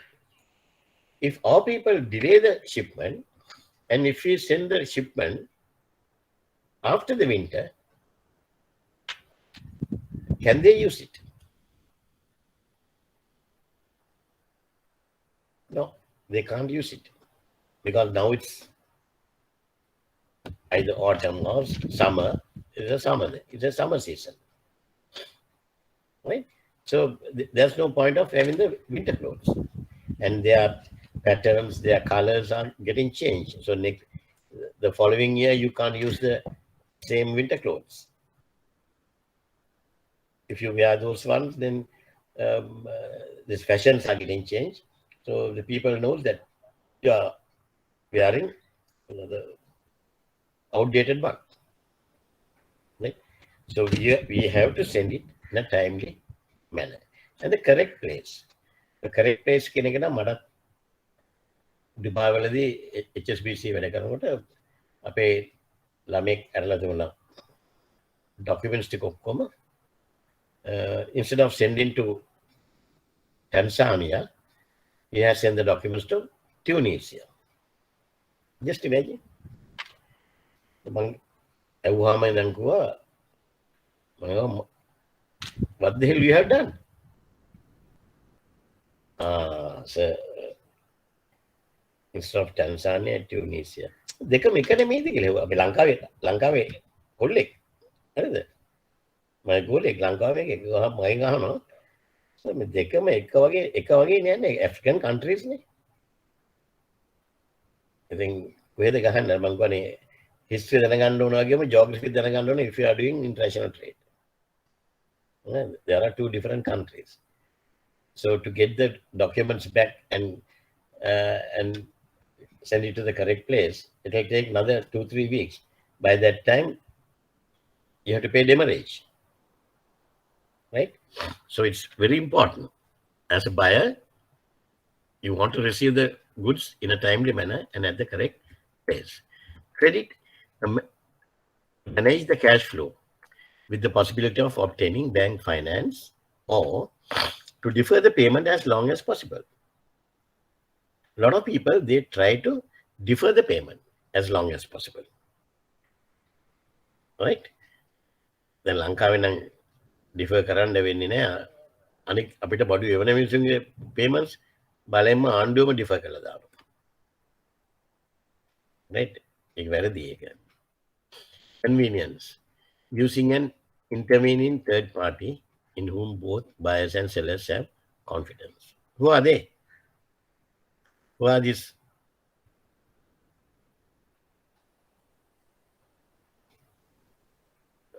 Who are these third party? In whom? Bank. The bank. The banks. Very good. Seller's objectives: assurance that he will be paid in full within the agreed time limit. That's always a seller wants it, right? And to deliver the contracted goods or services as quickly as possible. Now see, the buyer, he wants to defer the payment as long as possible. If you take a loan from one of your friends, promising that you will pay them on the salary date, right? You are trying to abscond on the salary date. 2 days විතර sick leave එකක් දාලා shape වෙලා ඉන්නවා. අර මිනිහාට මුණ දෙන්න නැතුව. You want to defer it as long as possible, right? On the other hand, the seller, he wants the money immediately and to pay in full. And to pay in full, right? To deliver the contracted goods or services as quickly as possible. To deliver the contracted goods or services as quickly as possible, right? Because then he wants to wash his hand. He has a contract, according to the contract, to manufacture the goods, send it. Now he is waiting for the money. Prompt payment on completion of his contractual obligations. That's what he wants. And to receive the payment of the correct amount and in the correct currency.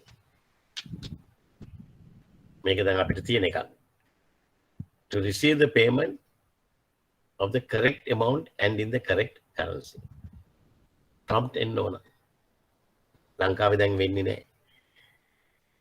we don't have dollars. But can we settle the bills in rupees? No. Because the contract is in dollars. So it has to be in the same currencies, correct amount and in the correct currency. Convenience, again, the convenience of receiving payment at his own bank or through a bank in his own country. Okay, right. Any questions so far? Any questions so far before I go to the external factor based in international trade markets? If you don't have any questions,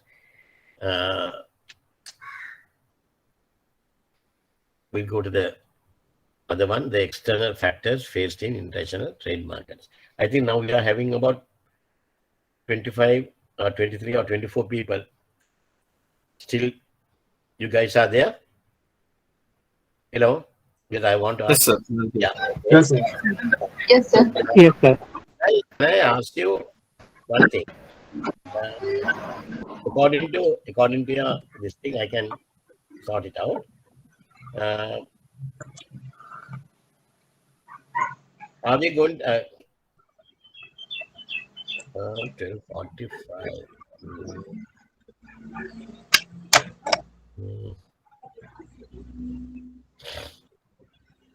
Is it 1 o'clock is okay with you or 1:30 is okay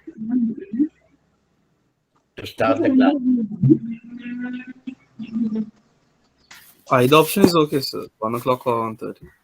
එම්බේ අපි decision එක ගන්න ඕන.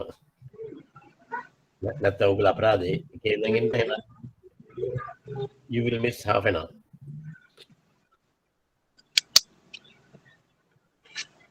After lunch, are you okay with 1:30? Or do you want to start at 1 o'clock and finish early? 1 o'clock is good, no? I am okay. Well, Yeah, I'm also okay for 1 o'clock. Yes, sir. 1 o'clock is fine, sir. 1 o'clock is fine. මටත් එකම පාංගිඩියක් ගන්න. චුම්පංකාරයලනේ. Right, okay. How about others? Standard Chartered crowd? Yeah, sir. 1 o'clock would be fine. Yes, 1 sir. o'clock. That's fine. 1 o'clock is okay. Yeah. Then from next week, Yes, sir. we'll start at 1 o'clock. Huh? I will ask Mr. Menaka to send you the, when he's sending the link, that we are going to start at 1 o'clock, right? Then we can stop early. And sometimes, since we are having the virtual classes, I may not go for complete 4 hours because it's very tiring and boring also. So there's no problem because I'm the one who lecturing and I'm the one who setting up the papers. So I can decide when we are going to have the exam.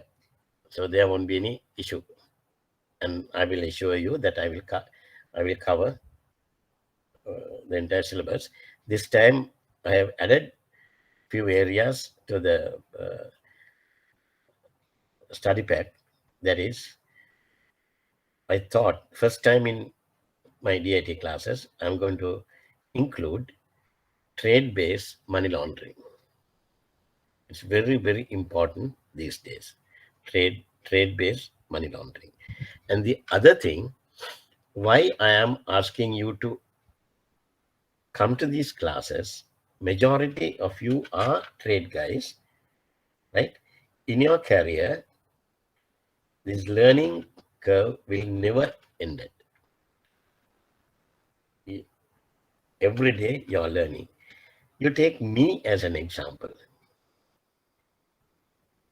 At my age, do you believe every day I spend about 3-4 hours going through this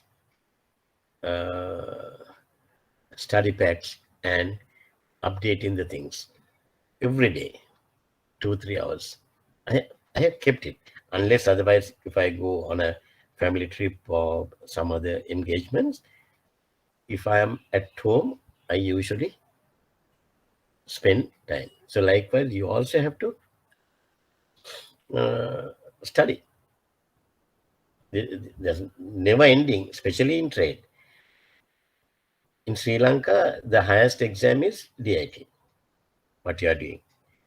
But internationally, there's one more exam which you can do, right? In Standard Chartered, Udeni has done that. Then Anityanam කරලා තියෙනවද නැද්ද කියලා මම දන්නේ නැහැ. Right? ගොඩක් අඩුයි ලංකාවෙම නෑ මම හිතන්නේ එක 20ක් විතර ඉන්නේ 20නුත් 18ක්ම මගෙන් ඉගෙන ගත්ත මගේ ගෝලියෝ. What is the exam? Conducted by UK, IFS UK. CDCS. CDCS. Try to do CDCS. Try to do CDCS. And if you follow my classes properly, these 96 hours is more than enough for you to do the CDCS exam. You can confidently, you can sit for the exam, right? But keep it in your mind, pass mark is 80. In DIT, 51. Yeah, 80. So therefore, 79 hamunot fail. 79 marks fail. Abai, mage lamai okkoma gena Sampath Bank, 7 people did CTCS, and I'm the one who coached them. All 7 got through. Commercial Bank, first lot was 6, second lot was 7, 12. They got through. Right? මේ වගේ ලංකාවේ ඉන්න කට්ටියෙන් 95% of my ගෝලියෝ ඉන්නේ. මම ඒගොල්ලන්ට කියන්නේ මම ගාවට ආපහු එන්න ඕනේ නෑ. උගලන්ටම CDCS කරන්න පුළුවන්. Study pack එක අරගෙන පාඩම් කරත හැකි. If you follow my classes. Right? ඒක කරන්න කරලා පාස් වෙන්න බලන්න. The external factors faced in international trade markets. The easiest way to learn this is under this PESTEL model. PESTEL, PESTEL model. Right? This is often used to assess the impact of external factors. So let's see what are the external factors. One is political. They are the external factors faced in international trade. මේ හැම එකක්ම ඔයගලන්ට ලංකාවේ දැන් තියෙන situation එකට අදාළ කරගන්න පුළුවන්. මම මේ කියන හැම එකක්ම මම ඉතුරු ටික කියන්න ඕනේ නැහැ.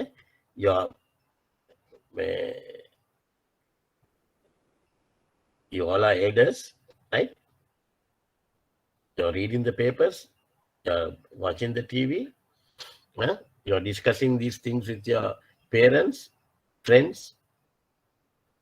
Right?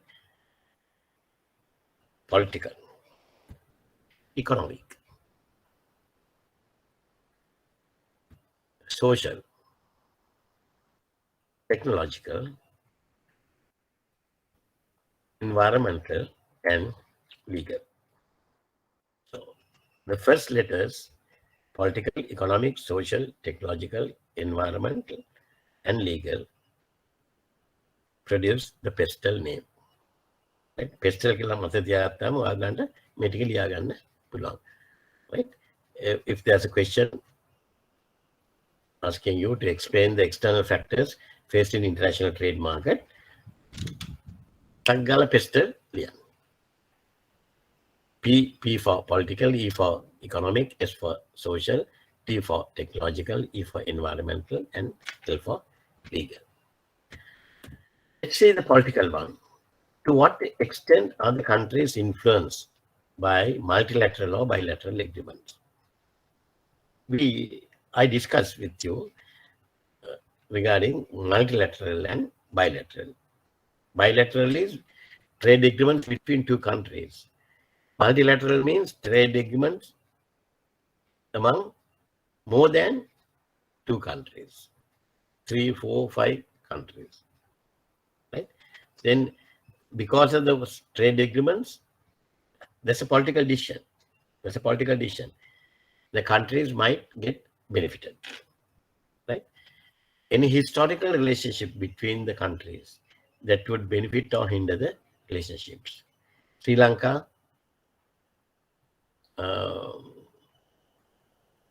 China. Historically, we have the relationship. Sri Lanka, India. We have the historical relationship. Because of those things, it will get benefited. Right? What is the political regime of the country? That's another question people might ask.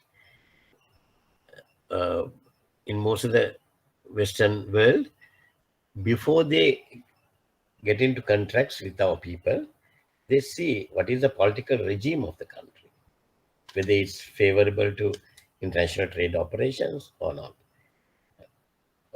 Thank God, all our regimes, whether it's Ranil Wickremesinghe's regime or Mahinda Rajapaksa's regime or Chandrika Kumartunga's regime, whatever regime, everybody was supporting international trade in Sri Lanka. Unfortunately, not now. We have a separate issue now. Not that the regime. We have this issue of dollars, right? But because of that, that has hindered our relationship with most of the sellers and of course the buyers, right? Does the domestic country have any sanctions in place with the country where the business wishes to trade? Does the domestic country have any sanctions in place with the country where the business wishes to trade? For example, Sri Lanka, Iran. We have to import, normally we import, what do you call this, oil from Iran. We can import oil from Iran. Because Iran and Sri Lanka, we have a very cordial relationship. But there is a sanction placed for Iran. US sanction as well as UN sanctions, United Nations sanctions. Right? Because of the US and UN sanctions, we can't do the transactions. That is why we are buying. That is why we are buying oil from Singapore. The Iranian oil goes to Singapore. They settle the bills somehow there. And we pay the Singapore intermediate guy. Because of that, we have to pay more money. Because the Singapore guy is commissioned also. And unfortunately, Iran is willing to do business with us. But we can't do business because if we pay them in dollars for the oil what they are selling us,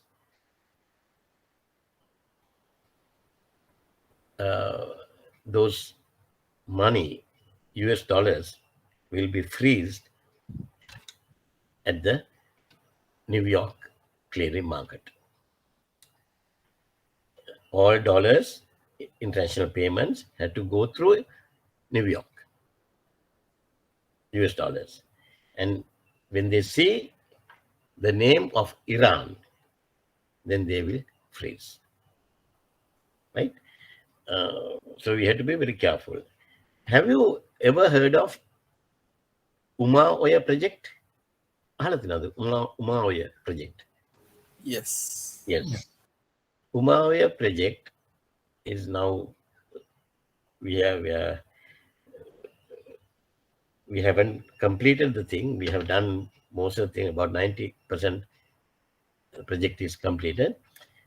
I know this very well because I got involved in this project when one of my friends asked my help to sort out certain issues, right? That particular Umayyad project is a nice way of settling the things. We buy oil from Iran and we have to pay Iran in dollars, but which we can't. So therefore, we pay, our treasury will pay in rupees, in Sri Lanka rupees, to one of their companies. One of their companies, company ke nama Farab International, right? Then through Farab is one of the Iranian government concern එකක්. ඒගොල්ලෝ කරන්නේ Iranian government කිව්වා, okay, we'll give you some facility, the entire Umayyad project, we will fund it. ඒගොල්ලෝ fund කරන්න කොහොමද? අපිට oil ටික දෙනවා, අපි rupees වලින් ගෙවනවා ෆරාබ්ලා තමයි project එක මෙහි දුවන්නේ. ඒ ටික ආපහු අපිට එනවා අපේ contractorsට. ඔය විදිහට. දැන් මුළු project එකම fund වෙන්නේ ඔය විදිහට. right? ඔය වගේ U-turn payments හද නැතුව යන්නේව තියෙනවා without touching Iran. The same thing happens with North Korea. Right. Then economic. Is the country affected by high level of industrial growth? What is the impact of currency fluctuations between two currencies? What is the impact of currency fluctuations between two currencies? Just imagine dollars and rupees. Do the two countries share the same currency or their currency is pegged? Very important thing. If the two countries are sharing the same currency, then both parties will get benefited. Give me an example. Buyer and seller using the same currency. Any Eurozone country? Yes, very good. Any Eurozone country. Can I have your name, Puda? Kevin. Kevin.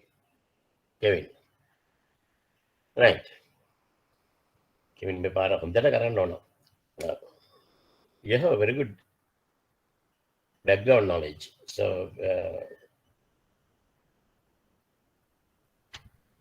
concentrate on the subject matter.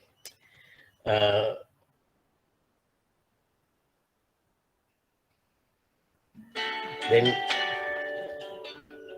if the currencies are pegged, one moment.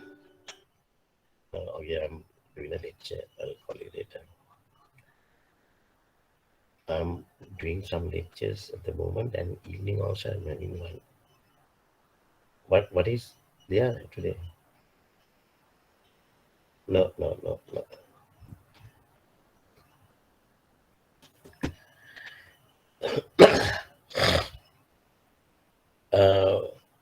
What do you mean by currencies pegged? Now in Sri Lanka, it's floating. And certain countries are pegged. Even ours is Sri Lanka rupee, dollars are pegged at the moment.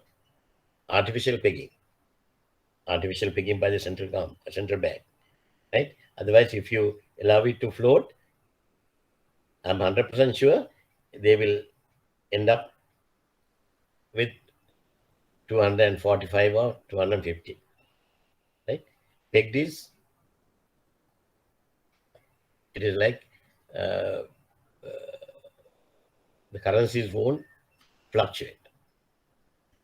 UAE dirhams is a classic example. Even UAE dirhams against US dollars is always pegged.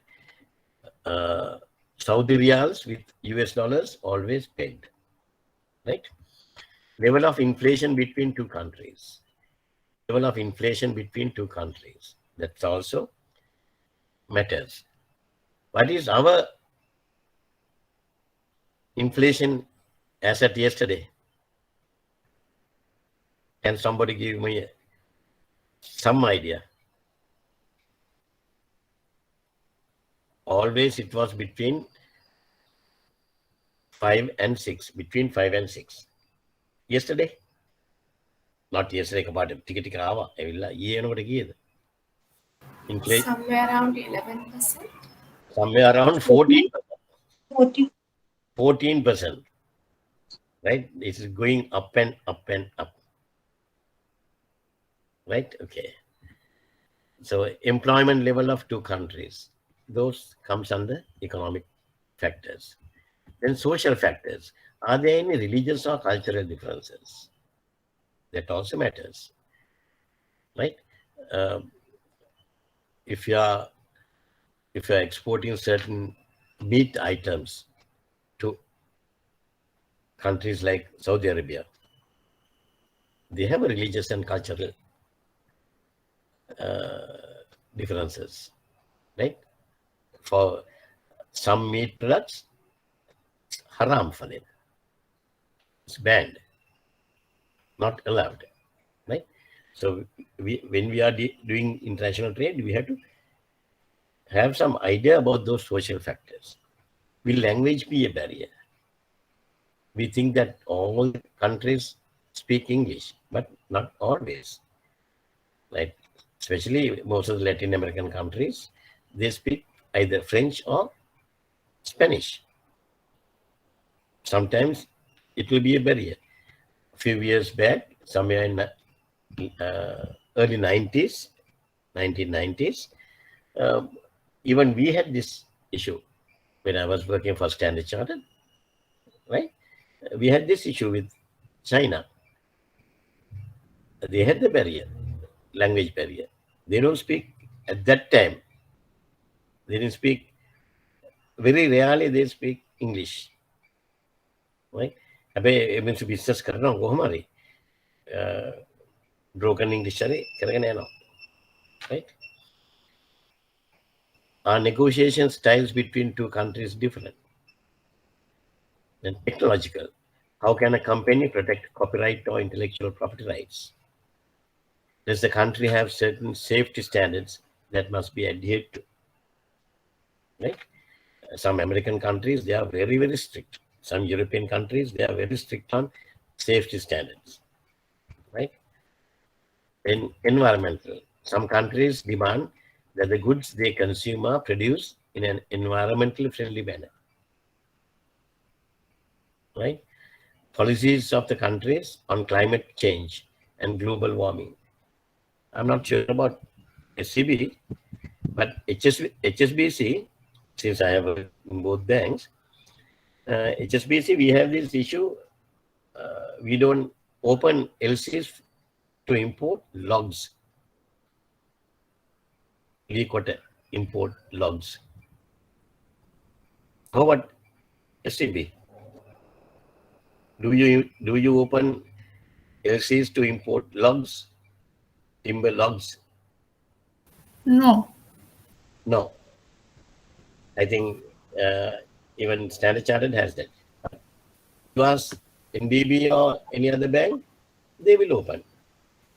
Right? This is international bank, Standard Chartered Bank, HSBC banks policies. They think if you cut trees, then that will have an effect on the climate change, and the global warming will go up. So because of that, to discourage that, they will not open LCs to import logs. Right? I think joke they won't allow LCs to be open on logs, but they open LCs to import furniture manufactured out of logs. Right? So don't ask me why. They were amazing jokes in there. Bank with the game. Neither. Right.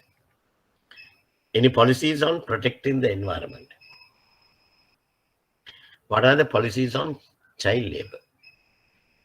America was very, very keen on this one. And always, even the European Union, right? Always China is having this issue. Policies on child labor. Legal. Different laws between countries, we explain. Employment laws of certain countries, like minimum wage or number of hours worked. So all these things we have to see, and there are these factors will affect, those are the external factors affecting the international trade transactions. Right? Okay. Then we talk, the next one we will talk about bank's role as a trustworthy third party or intermediary between buyer and seller. Right? Now, a bank is acceptable to both buyer and seller.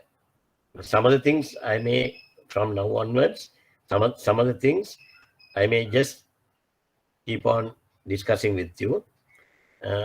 If you want to jot down, apart from my handouts, right? Please note it down, right? Now, always the bank is acceptable to both buyer and the seller. By issuing a LC, the buyer's bank guarantees the payment to the seller if we present the correct documents. Right? When we talk about the LCs, we'll discuss about the definition of LCs. If the documents are complied with the terms and conditions of the LC, we will pay. And then it's a buyer's bank is giving a guarantee of payment to the seller if capital F, he present the correct documents. Right? The buyer has to pay for the documents, but not until his bank receives it. Now, under the LCs or even collection, we know until the buyer's bank receives the documents,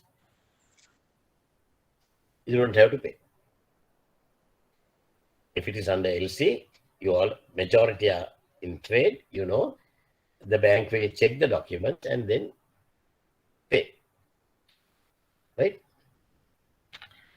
Then a bank is a financial institution and therefore has the necessary expertise in handling international trade transactions. Because since the bank is a financial institution and we have necessary expertise in handling international trade transactions. We have correspondent banking facilities with many banks in the world. Right? Then a bank is able to supply trade and trade information, which is very important to both buyer and the seller. This is not happening much, but I can remember when I was with Standard Chartered and as with HSBC, those international banks, we always have our, what do you call this,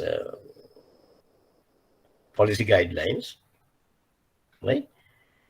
We can always, and I used to send on behalf of the customers, used to ask for trade and credit information. We call it TCI report, Trade and Credit Information Report, TCI report, from the seller's bank or the buyer's bank to get the first-hand information about those parties, because two parties are in two different countries, right? So it's better, but now usage is a little bit down just because of the improvement in technology. Now we have, we can Google it and we can get their customers, what do you call this, published accounts, right? And we can call them on WhatsApp, we can call them on video calls, conference calls, you can see them, right?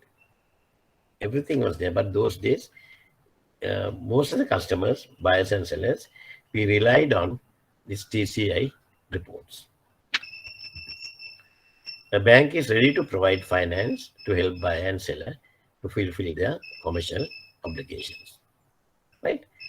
Now, with this, if I ask you to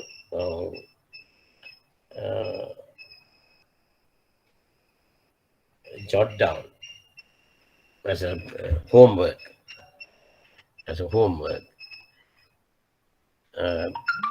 can you please, this is only a skeleton, right? But you have to expand on this particular one and answer this question. Why do you think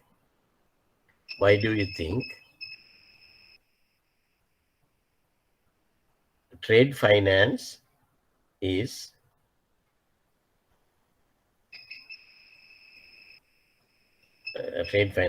a must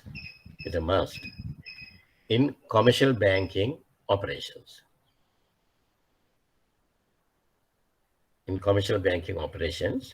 To maximize the profit of the bank. Right? If I give you a case study on that particular one, right? Just try to dig the thing and jot down at least a point form. Next week pulang nut abi katagal belum. Dangunat bang yantang kibotem. That is why I was called by Carnegie Bank top management when they were about to launch the bank, when they want to create the bank. From the day one, they invited me to join and set up the trade finance department. Why? Because trade finance is the main area where a bank can maximize their profitability by way of interest income and commission income. Interest income and commission income. Commission income can be non-funded income. Interest income is funded income. Right? So there are so many things. Just think about it. When you open LCs,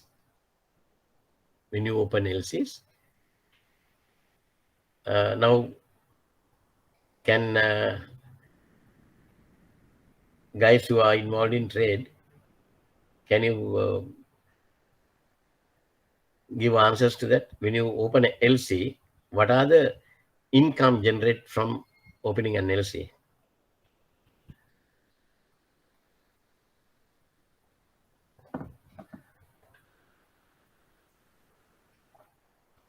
Income when we open the LCs?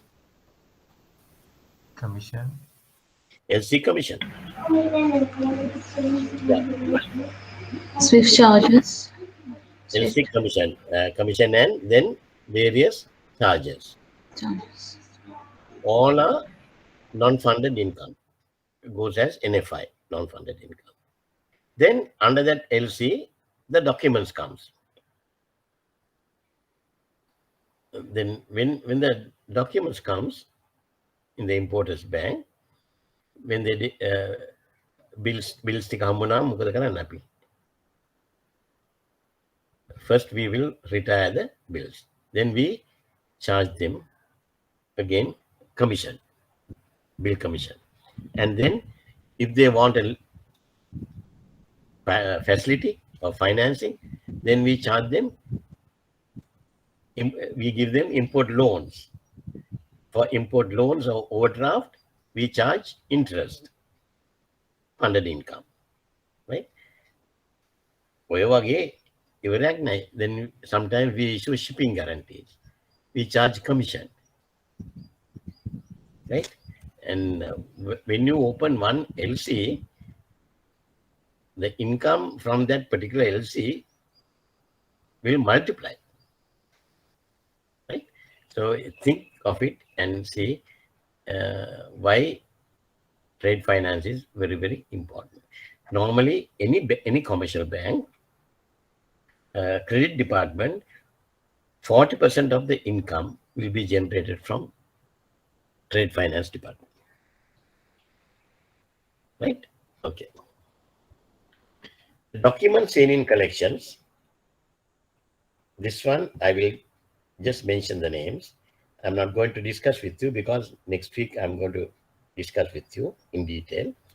Documents seen in collections, financial documents, under financial documents, bill of exchange, promissory notes, commercial documents, commercial invoice, packing list, certificate of origin, pro forma invoices, right? All those things comes under commercial documents. Then insurance documents, transport documents, right? Those are the documents seen in collection, right? Then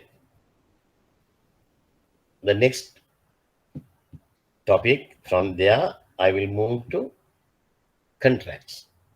Contracts is in the sense sales contract, sales contract in international trade operation. Now, can you remember the second or third slide which I displayed at the beginning? Steps, buyer, seller, then they agree on the contract, right? Then they sign the contract, sales contract, and all those things. Without the contract is the most important document in a international trade operations, because the buyer and the seller will be in two different countries. Mostly they don't know each other, not known to each other, right? So therefore, this is a legal document. The definition of a contract will differ depending on the country and the law which applies. Always when we prepare a contract, we'll have to say under the jurisdiction of which law, whether it's Sri Lankan Socialist Democratic Republic of Sri Lanka or we'll have to mention the under which law this contract will be working, right?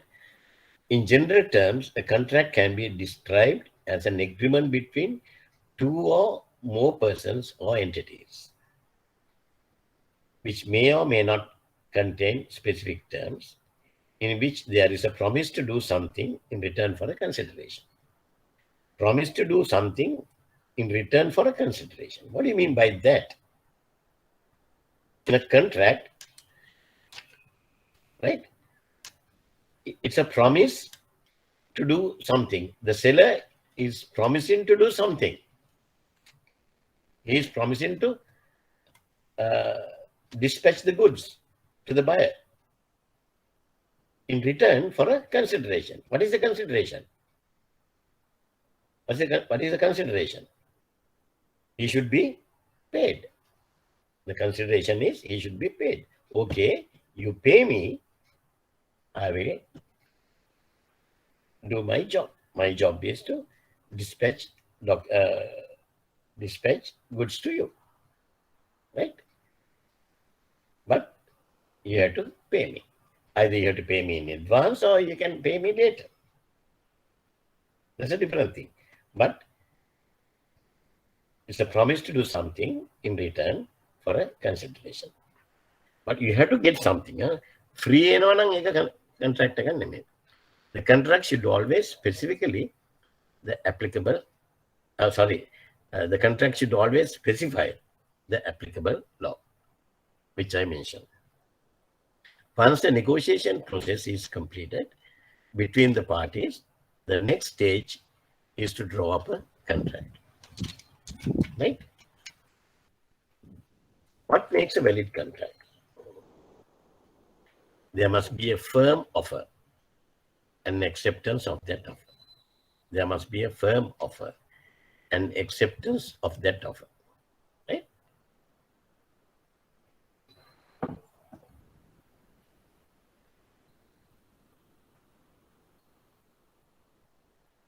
offer, count offer, and acceptance. Forget about the trade finance contract.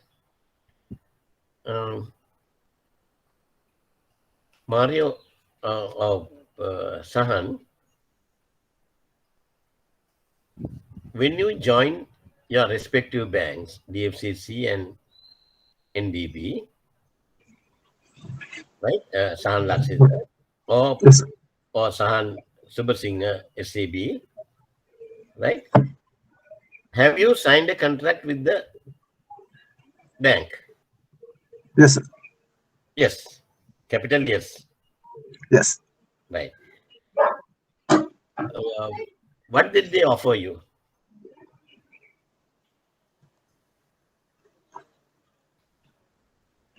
The salary, position, and the package.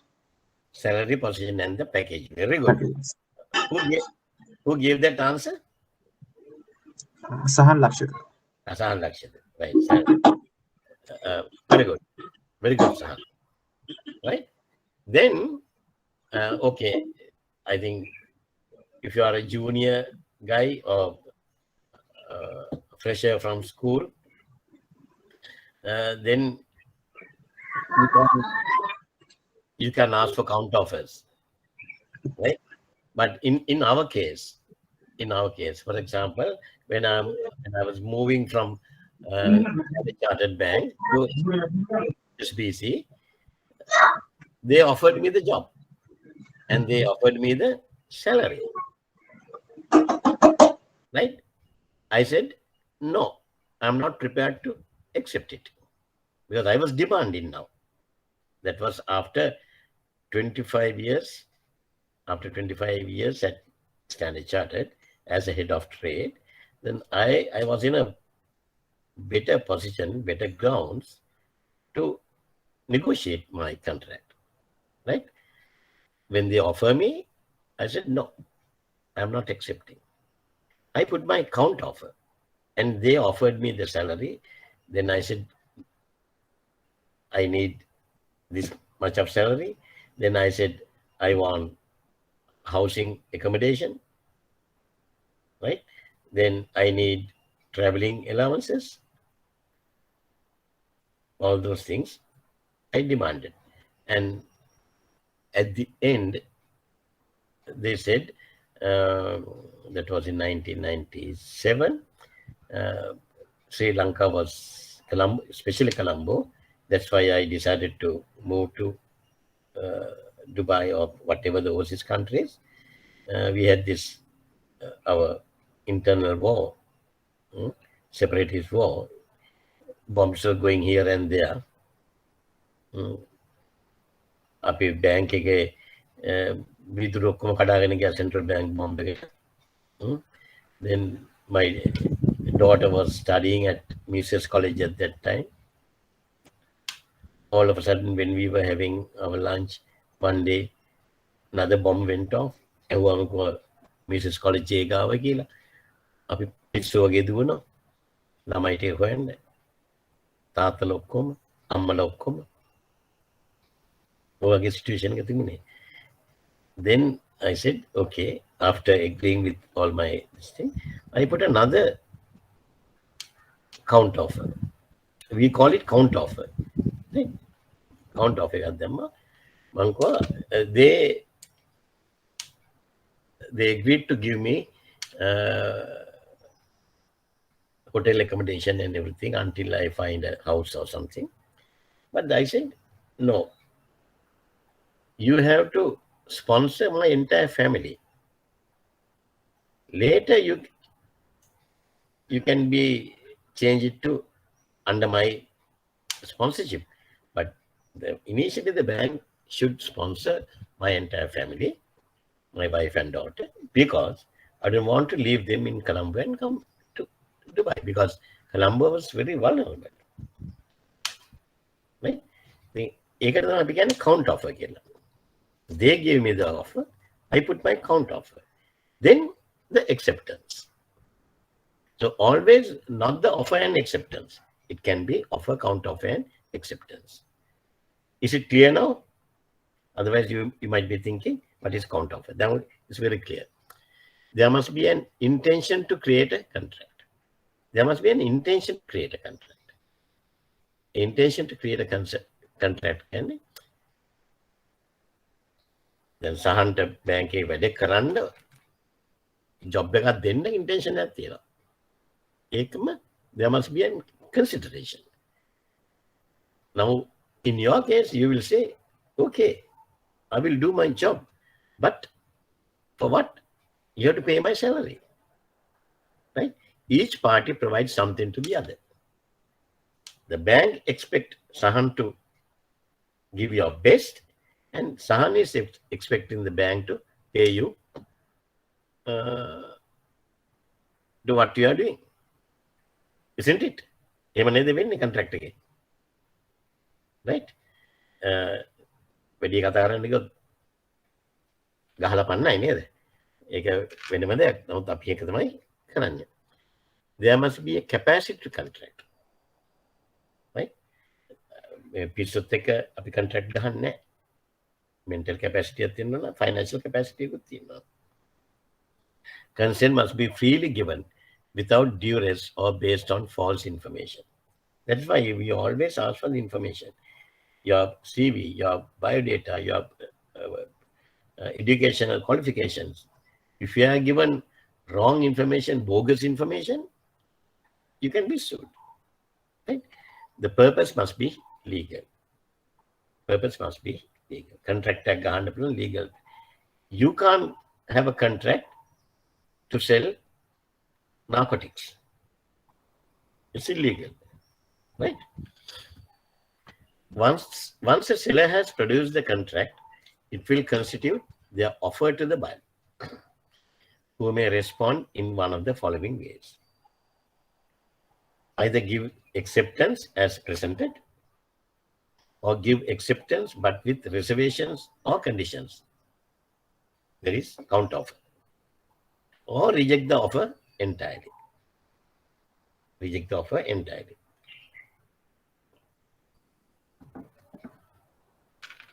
උඹට දැන් මේ DIT pass වෙලා වෙන bank එකක office job එකකට යනකොට you will face these issues.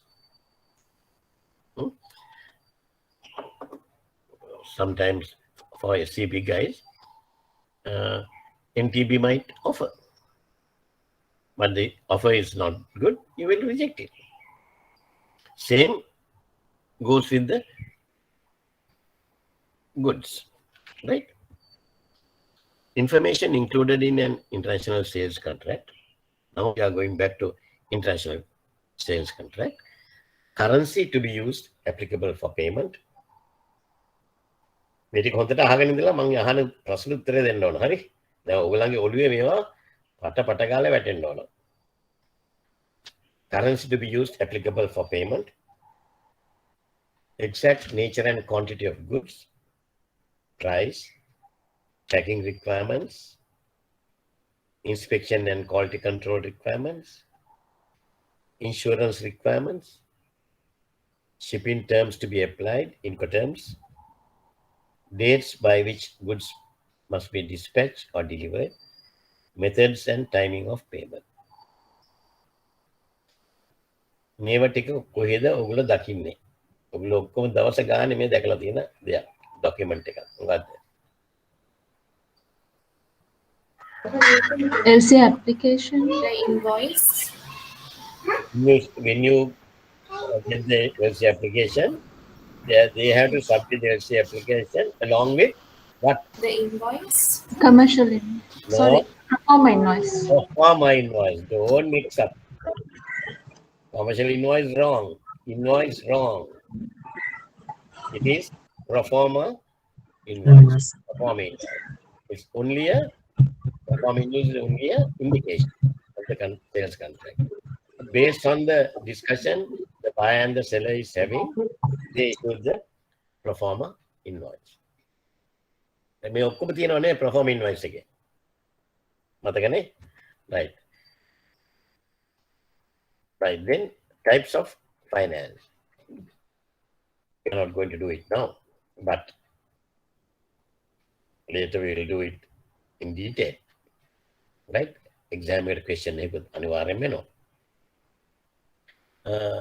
there are the banks can finance exporters by pre-shipment finance. For exporters, they might ask for we call it pre-shipment finance. Another name is packing crate finance or manufacturing loans, because they want to, for them to manufacture the goods, they want some money, capital, right? So they ask the banks, and banks will provide them the finance. That is pre-shipment, before shipment of the goods for manufacturing. Packing crate kila කියන්නේ තෝකටම. Post shipment finance. After shipment, it will take some 2 weeks, 3 weeks, 2 months, 3 months for you to get the money. Till then, you can't hold on because you have to have your own payments. So you want to either purchase the bill or discount the bill. And or either the customers will ask the bank to give them a overdraft to cover the expenses of any kind. Right? Okay. Then banks can finance importers by import loans for specific shipments or running an overdraft. Right? This is only a awareness. We will discuss on these things later. Then related publications on the International Chamber of Commerce under under LC's documented credits is governed by UCP 600. Collections URC 522. Right? UCP and URC, I will ask Menaka to publish the two documents next week. I want everybody, if you don't have a copy, if you have a copy, well, that's good enough, right? If you have a copy in your departments, take a photocopy. Otherwise, once we publish it, get a printout and keep it with you every day for the next 96 hours, right? About 25 classes. You have to come to class and you should have UCP and URC with you, right? Printed copy එකක් තියාගන්න පාඩම් කරන්න. Then URR, Uniform Rules for Bank-to-Bank Reimbursement, URR 725, the current version. ISBP, International Standard Banking Practice for Examination of Documents under documented credits, right? Make a ඉගෙන ගන්න ඕන for doc checkers. Then ISP 98, International Standby Practices. Are there any people who are doing bank guarantees in trade department, handling bank guarantees?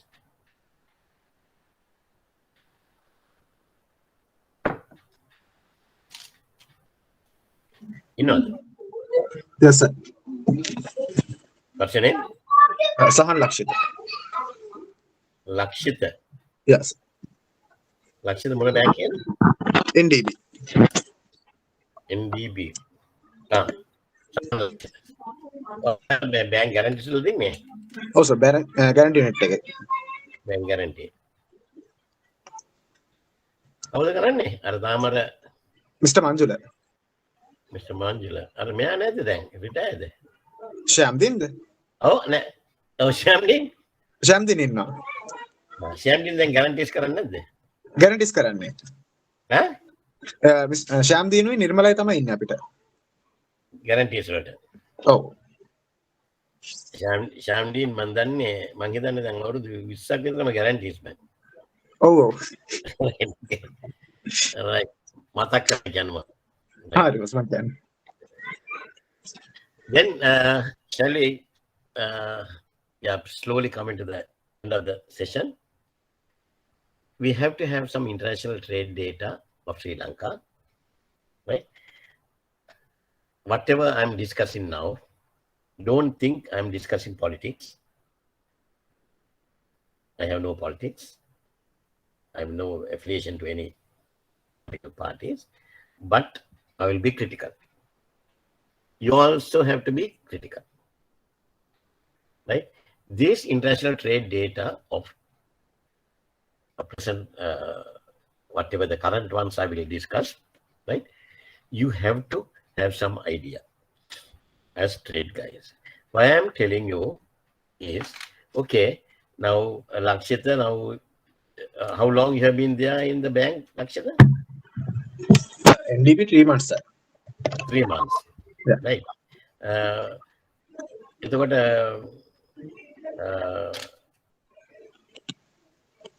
Nishadi, how long you have been in the bank? For me, actually, almost 8 years, but recently I have joined to trade department. Just only 1 month. Only 1 month in trade department. Yeah. Okay, both of you, right now you are in the trade. Okay, you go to one of your ඔයාලගේ කසින් කෙනෙක්ගේ birthday party එකට නැත්නම් wedding එකකට ගිහිල්ලා දැන් ඔන්න party එකක් තියෙනවා. One of your uncles comes to you and asks, Nishadi, now he knows that you are from Standard Chartered Bank. 8 years now, right? Lakshita, hi. Lakshita, now where are you working? At NDB. Which department? Which department? Now I'm working for trade department. Then the uncle will start asking Nishadi, and then Nishadi can know trade only 1 month can trade department. Now the uncle will start asking questions. Nishadi, what do you think about the current situation in the country? And how about these imports? Are we still, are there any restrictions? What about my export? Nishadita Tarupeno. මොනවද දැන් කරන්නේ දැන් uncle මේ උන්නිත ප්‍රශ්න අහන්නේ අනවශ්‍ය ප්‍රශ්න නේ අංකල් අහන්නේ ඒක කියන්න බෑනේ ඉතින් කවුරුරේ යාළුවෙක් තව කෙනෙක් නේ දැක්ක hello කියලා බොරුවට අතවන්නලා uncle one moment I'll have a chat with that girl කෙලිම ඔයාලා අයි පැත්ත පරා දෙන්නේ අංකල්ගේ හරිද ඒක තමයි ඔයගොල්ලෝ කරන්නේ එහෙම the bank also and especially for you.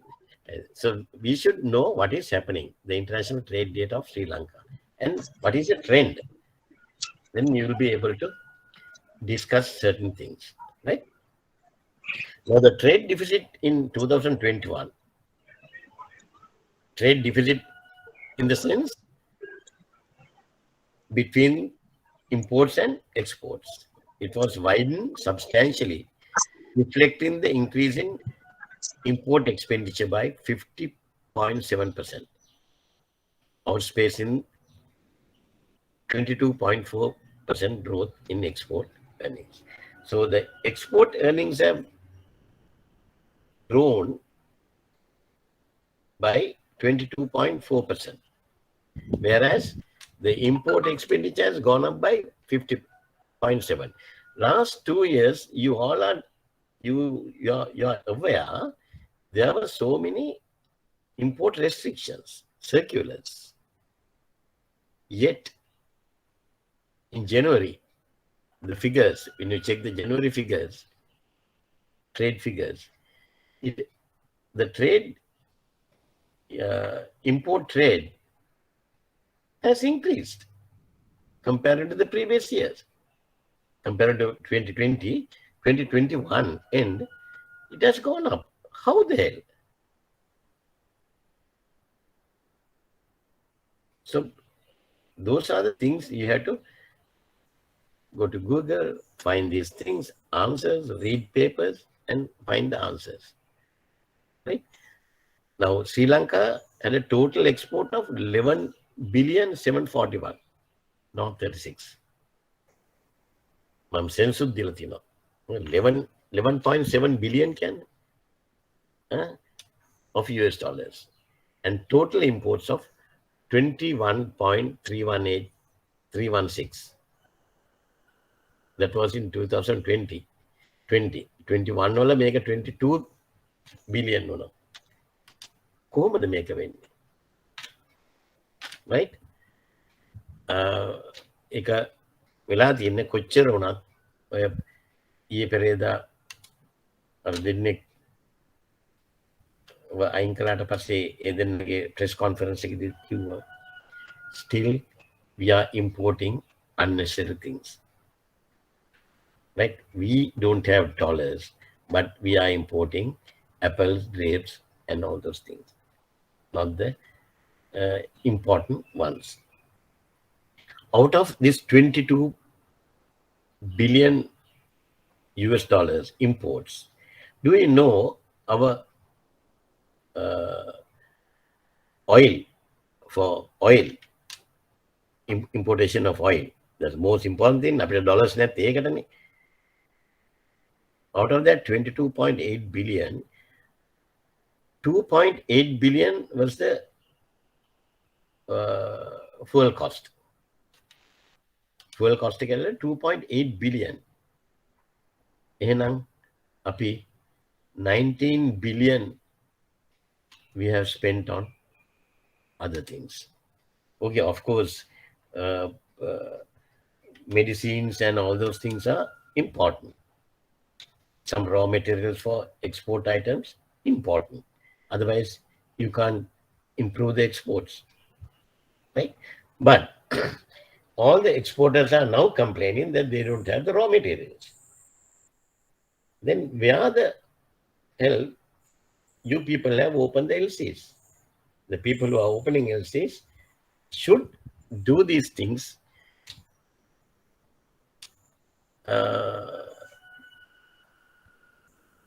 with more analytical mind in future. නිකන් අරනකොට බලන්න අනේ අපි මේ කරන්නේ අපේ රටට මොනවද මේ වෙන්නේ කියන එක. මොනවටද අපි මේ LC අරින්නේ කියන එක. දැන් නම් අරිනවා අඩුයි. නමුත් මොනවටද අරින්නේ කියන එක. Right? Then direction of trade, major trading partners in 2020, India, Singapore and USA. All these three countries, they were doing trade over 1 billion US dollars. The other countries that had trade over US dollars 1 billion was China, Iran, UK and Japan. Largest export destination is still USA, America, 24%, and UK 10.5%, India 5.2%. Right. Now you have to analyze these figures. Major trading partners, India top. අපේ ඒගොල්ලන්ට exports කොච්චරද? 5.2 to India. Then majority අපි මොනවද මේ ගෙන්නගන්නේ? We are importing from India, paying money for them. Right? What a foolish nation we are. Not foolish, මේවා ඉත ඔක්කොම deal. Sorry, මම දැන් මං කිව්වා politics නෑ, හැබැයි මගේ වචන ටිකක් මේ ඇත්ත කියනකොට පොඩ්ඩක් තදට කියන්න වෙනවා.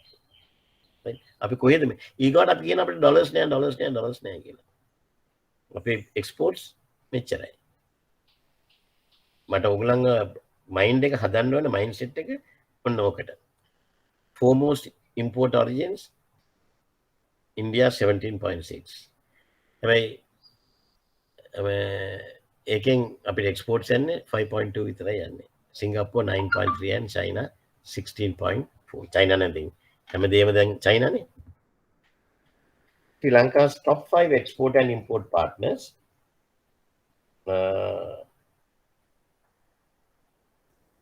United States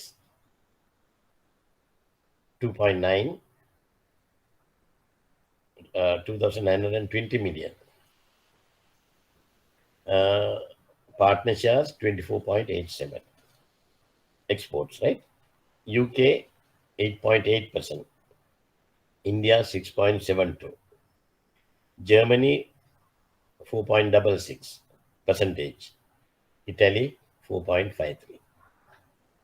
Right? Okay. Sri Lanka's imports in January 2022 data, right? That's what I said. I spent a lot of time on extracting this data recently. Imports in Sri Lanka surged 46.8% from a year earlier to a record high of US dollars 2241 million in January of 2022 on purchase of intermediate goods, that's namely fuel, textile and textile articles. Whether make a fuel bill එක වැඩි උනේ fuel prices වැඩි නිසා. තව ඉස්සරහට තවත් වැඩි වෙනවා. Now the Brent price yesterday was $111 a barrel crude oil. Right? It went up from $74 per barrel. තිබුණ එක දැන් 111 වලට නැගලා තියෙනවා. Then base metals, also shipments rose for consumer goods. Consumer goods අපි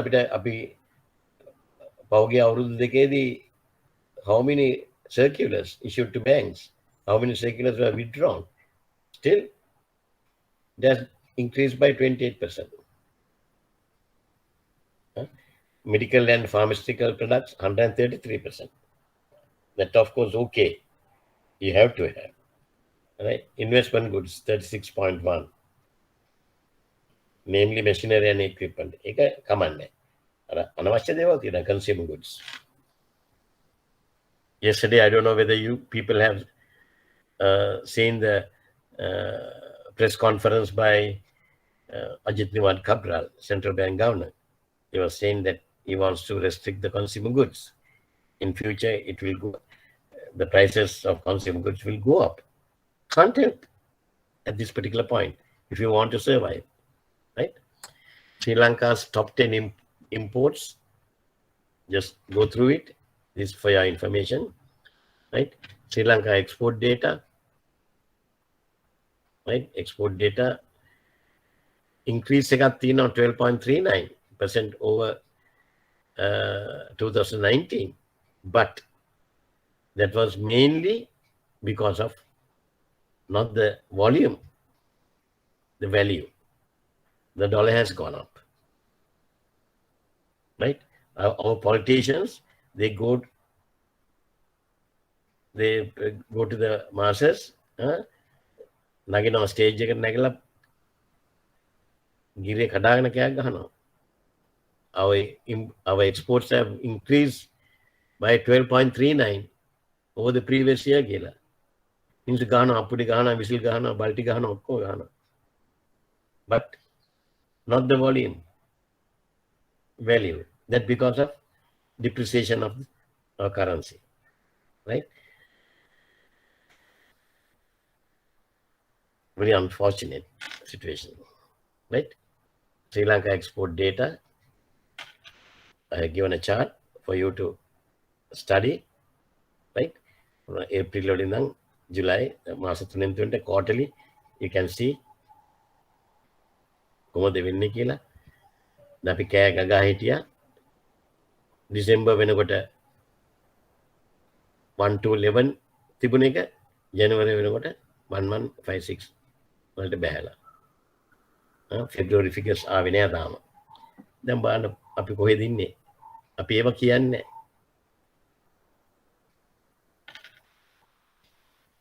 අපි තාම කියන්නේ December figures. Right? මේකත් බලන්න ඔයගලන්ට.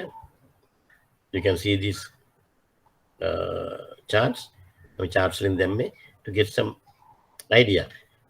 No need to memorize these things. Most important thing is to get the trend. Then you will be able to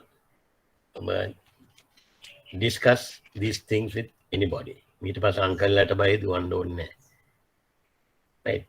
By to Kataka and Diploma. May data the Kataka.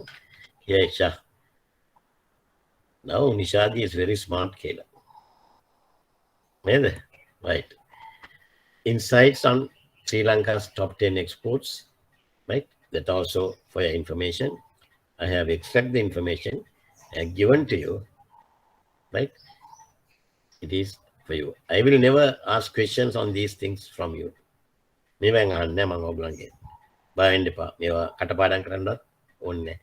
But as a trade practitioner, you're going to work in international trade. You should know about the trend. මන් දන්නෙත් නෑ මට කටපාඩම් නෑ. හැබැයි මම trend එක දන්නවා. ට්‍රෙන්ඩ් එක මට ඒතේ. ඊට පස්සේ අපිට කතා කරගෙන යන්න පුළුවන්. Right? ඒකයි important thing. Export by commodities. Just see these things. Right? Okay. Every lesson I normally end up with questions. It's a quiz time.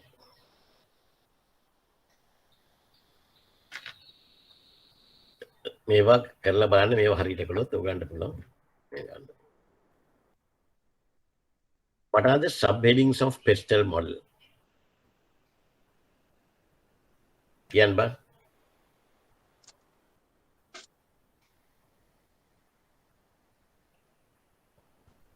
Political, economical, social, technological, environmental, and legal. Very good. Very good. Very good. We have to give a clap to that guy. What's your name? Kevin, sir. Kevin. Very good, Kevin. Very good. Keep it up. Name 5 information included in a sales contract. The guys who are opening LCs, you are familiar with performers. They are making Tagala Gandapula. Name 5 information included in a sales contract. Offer and acceptance must be firm. Pardon? The offer and acceptance must be firm. No.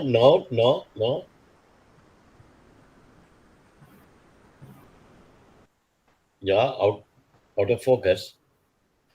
Name 5 information included in a sales contract. Shipping terms. Sorry, sir. I read the what makes a valid contract. Name 3 of those. I didn't read the second question. Yeah. Second one. What is the answer for the second one? Price. Nikama price කිව්වට බෑ.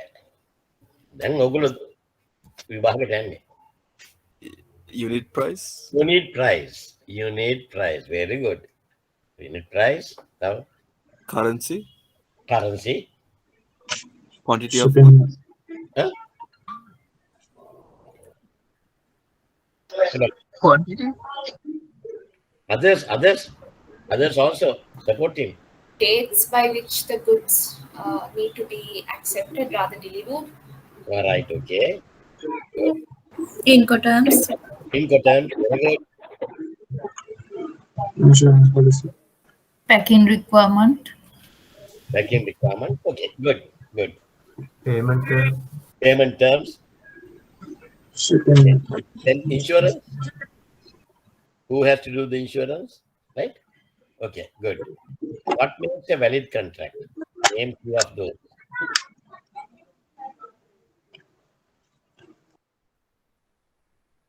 It's like you wake up.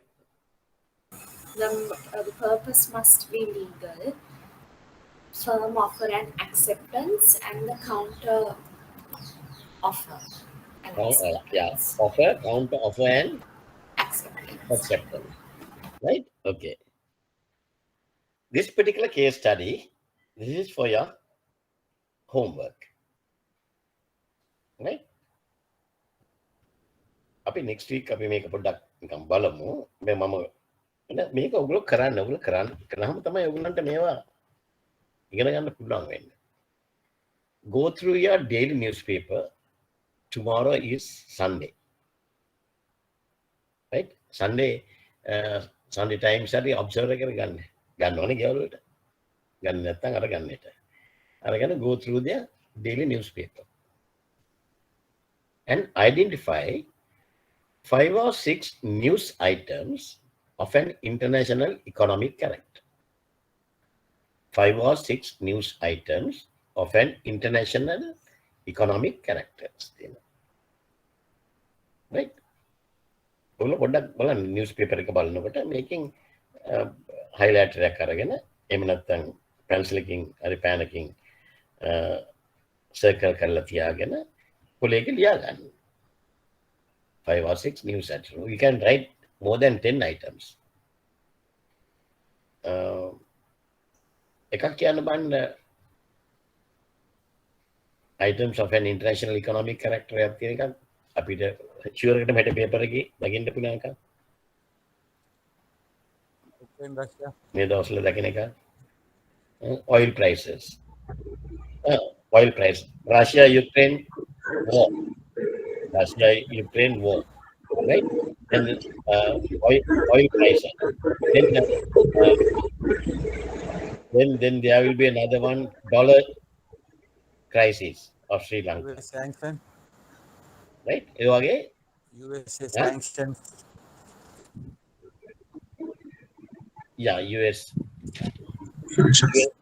US sanctions are there always. Like අපිට daily daily newspaper එකකින් newspaper එකකින් identify කරගන්න ඕන අලුතෙන්ම තියෙනවා. Right? This is a good case study.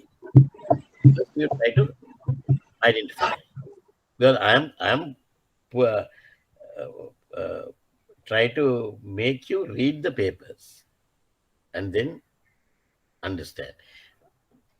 International trade කරද්දී very important එක. Right? It was the importance or effect of each of these problems on the Sri Lanka economy. පුළුවන් කරන්න එක. First you have to identify the international economic characters, then you discuss on the importance or effect of each of these problems on the Sri Lanka economy. Right? Then the importance of each of these news items to you personally. First the country, then to you personally. මට එකක් කියන්න බන්න එක example එකක්. මේ පන්තිය නම් මරු කාලයකට පස්සේ මට හම්බෙච්ච හොඳම පන්තිය. මම ඔන්න මුලදී මගේ කටවා කියන්න එපා. අන්තිමේදී හෙට ලැබෙන සුමාන එනකොට කටවාන් හිටියොත් මම කතාව නවත්තලා බයිනවා. දැනට මරු. Especially SCB crowd is good. I will tell ශහනි සංජීවලට මේ රාන්මලීට මම next week call කරලා කියන්නම්. තාම මයි ගෝලියෝ තාම මාත් එක්ක trips යනවා. කොහොමද අපේ යාළුකම?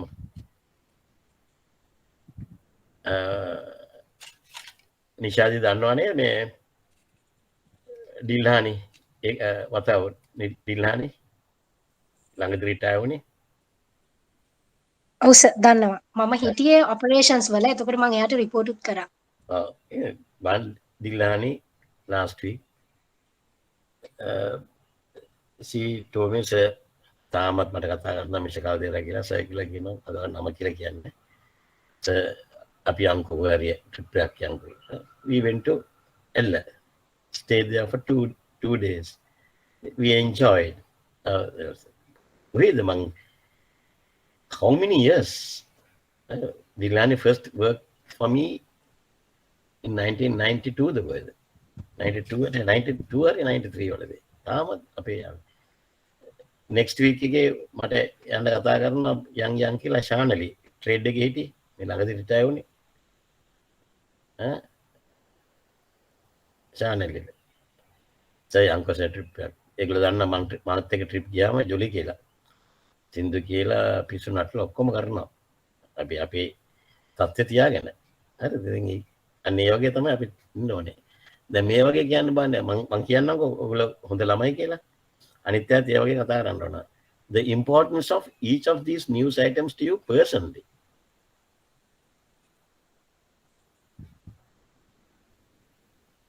පොඩ්ඩක් හිතලා බලන්න කොහොමද personally මට එක example එකක් දෙන්න. මගේ තමයි I'm trying to show you the path. Then you can build on that.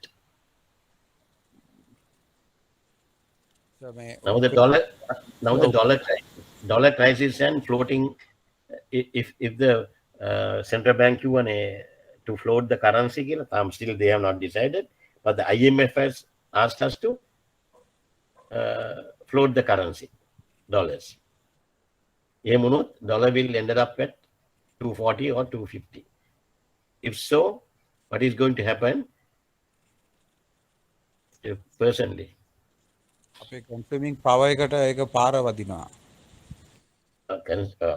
පාරකට පාර වදිනවා. The personally කියන්න බන්න.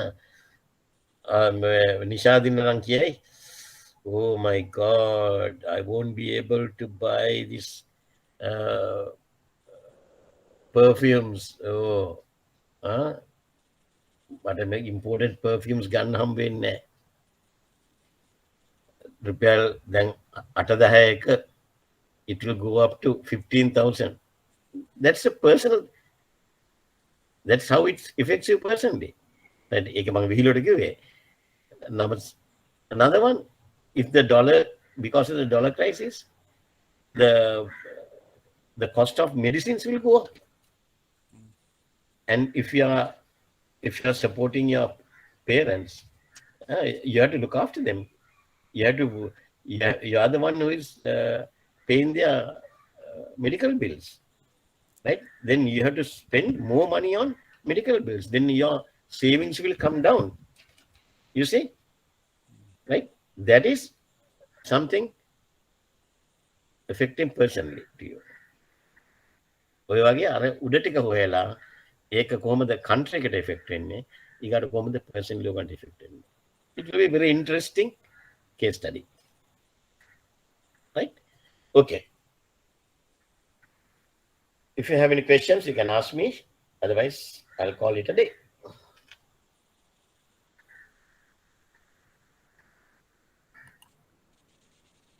Any questions?